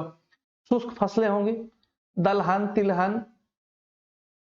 तो इसमें जो मुख्य फसल है आपका धान, ज्वार, बाजरा, अरहर, ऑप्शन ए जो है ये उत्पादन किया जाता है नहर और तालाब के द्वारा, या फिर अंदर भूगर्भ से जो जल निकालते हैं उससे हम कृषि कार्य कर धान के उत्पादन भी इन क्षेत्रों में होता है। तो ऑप्शन ए करेक्ट है आपका। अगला सवाल देखिए, बिहार के अधिकांश भाग में आच्छादित है, कौन सी मृदा आच्छादित है? पर्वतीय मिट्टी, कछारी मिट्टी, लेटेराइट मिट्टी और काली मृदा।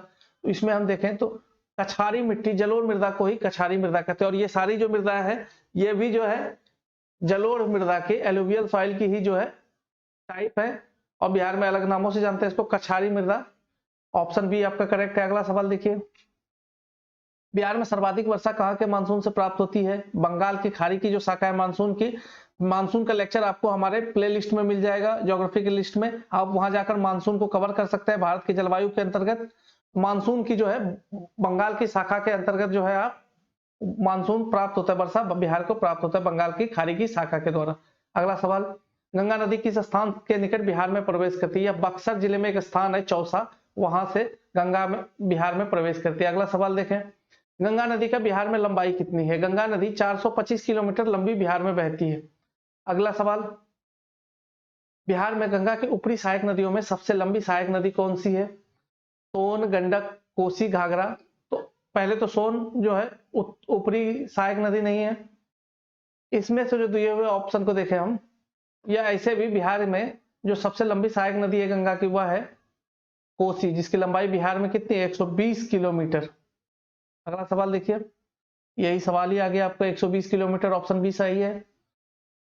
अगला सवाल है, घाघरा नदी बिहार के किस जिले में प्रवेश करती है? बिहार के किस नदी जिले में घाघरा नदी प्रवेश करती है? इसका सही आंसर होगा आपको, इसका करेक्ट आंसर है आपका यह जो है सारण जिले में, सारण जिला पश्चिमी जिला है, पश्चिमी क्षेत्र में अवस्थित है।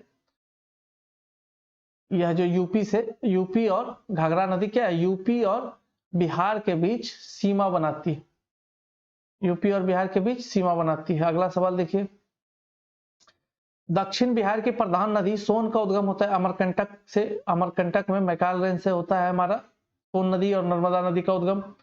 अगला सवाल देखिए, दक्षिण बिहार की नदी पुनपुन का उद्गम होता है, पुनपुन का उद्गम होता है पलामू में, पलामू की चौराहा पहाड़ी से पुनपुन का उद्गम होता है, और यह जो है फतवा के समीप आकर गंगा से मिलती है, दक्षिण में फतवा के समीप आकर गंगा से मिलती है। अगला सवाल देखिए, बिहार के किस जिले में काकोलत जलप्रपात है? नवादा जिले में, ऑप्शन सी करेक्ट है आपका, नवादा जिले में काकोलत जलप्रपात है। इसकी लंबाई जो है, इसकी लंबाई 46 मीटर है। इसकी लंबाई कितनी है?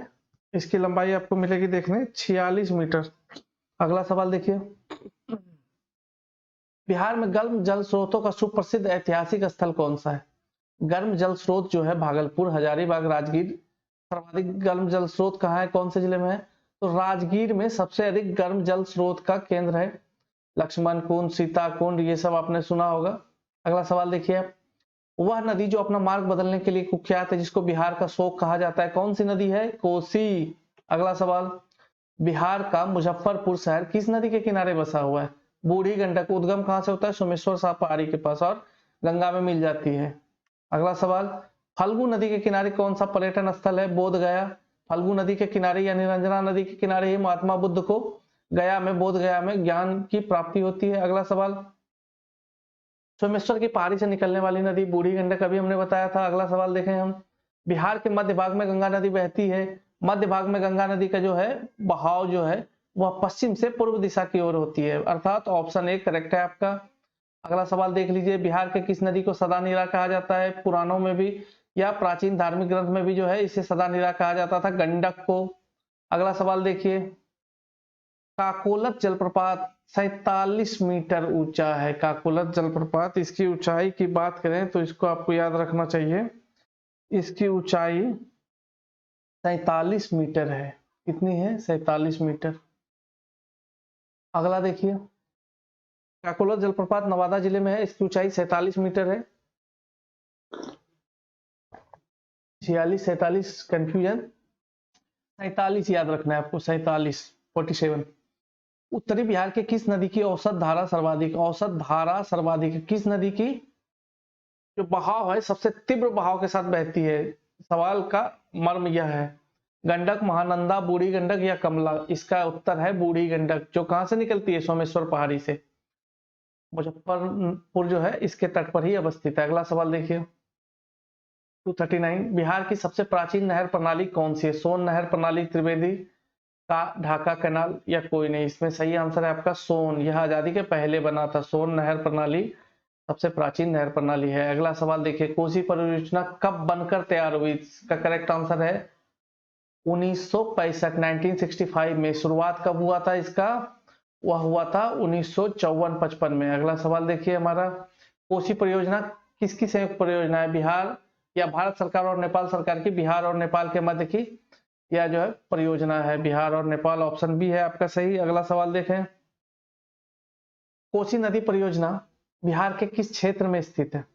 कोसी नदी परियोजना कहां पर है?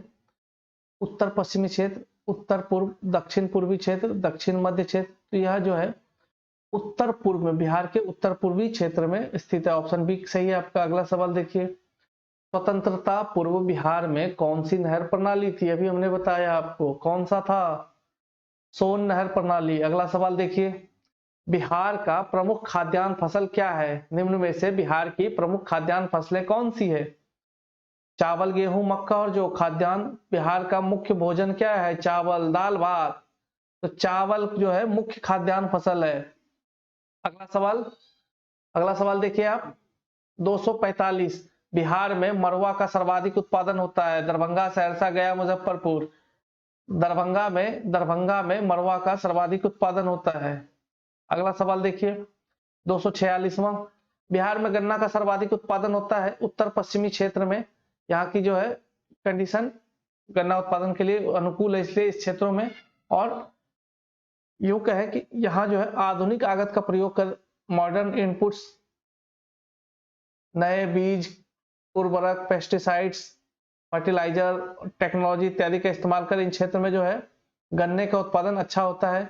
उत्तर पश्चिमी क्षेत्र में चंपारण, गोपालगंज, सारण, ये जो क्षेत्र है।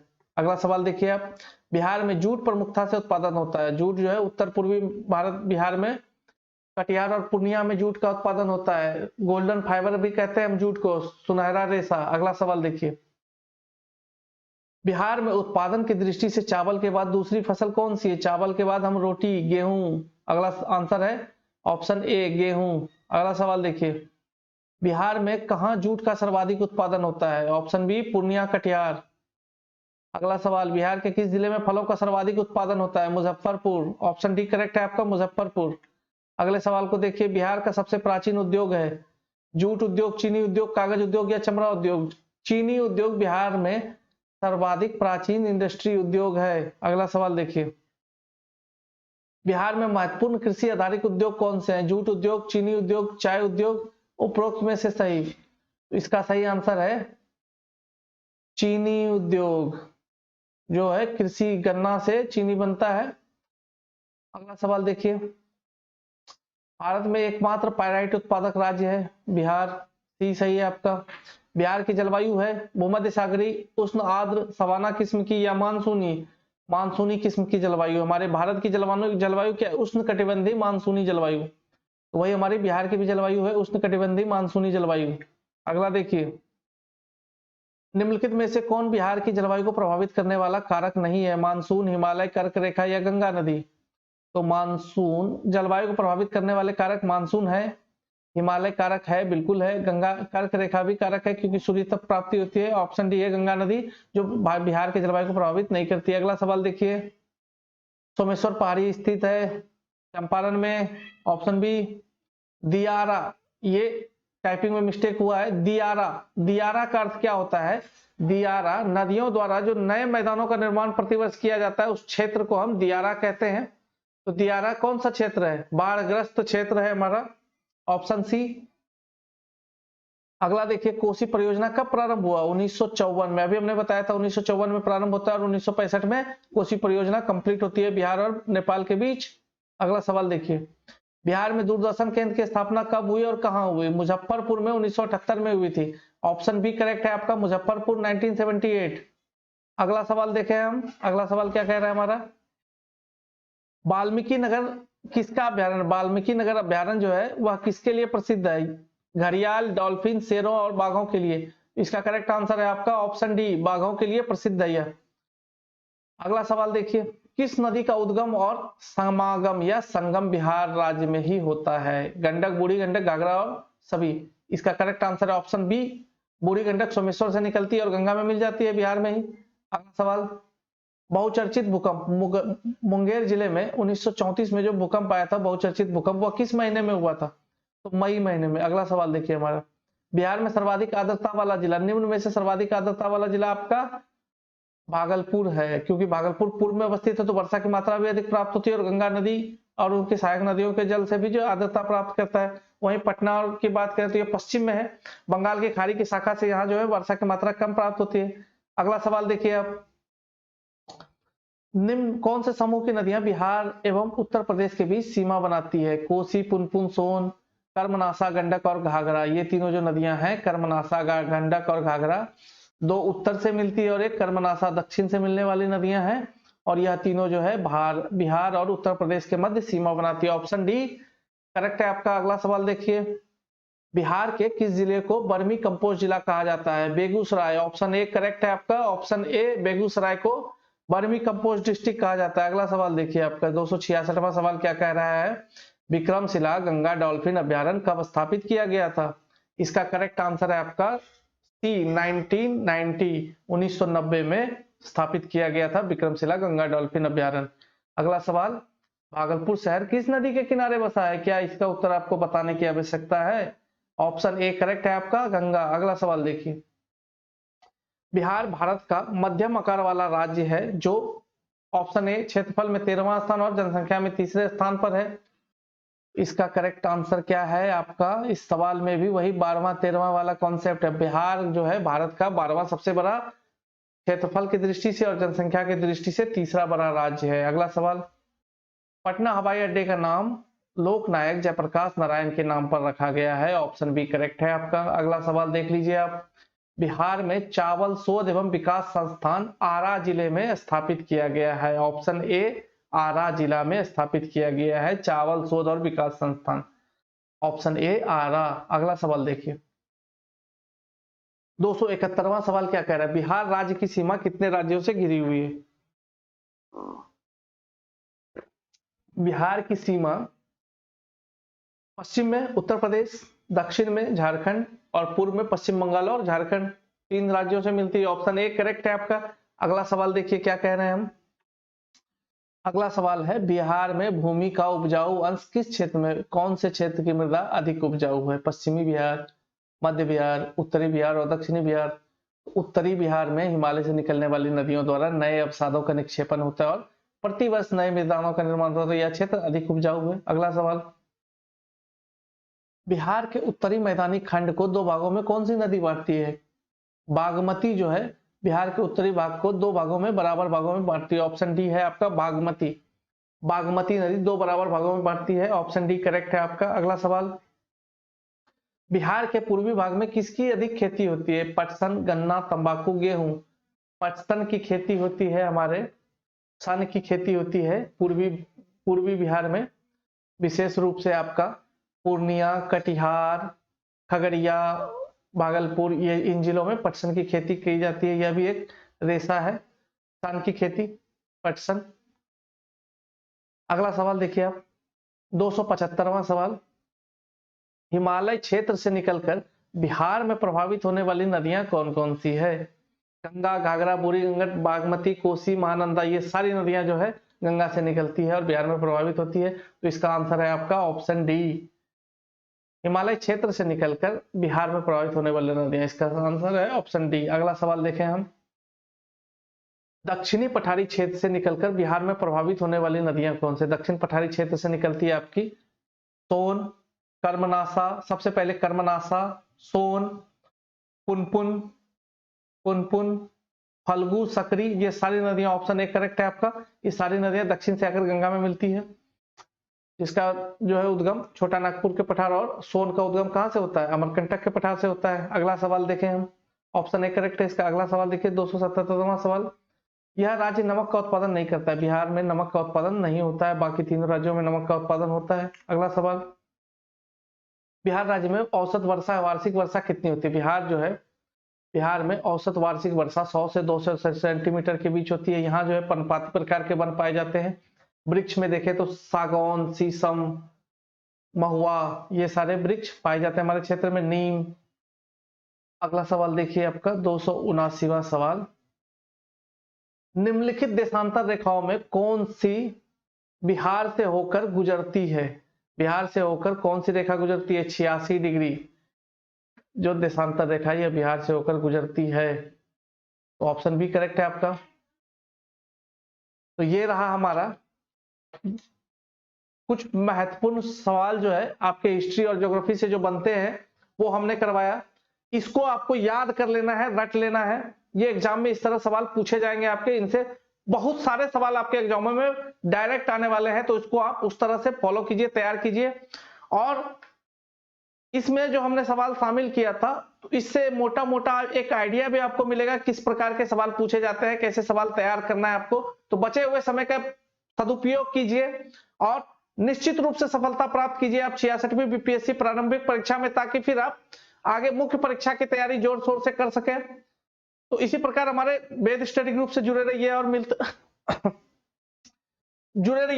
हैं फिर हम नेक्स्ट सेशन में। तब तक के लिए thank you for listening and all the best.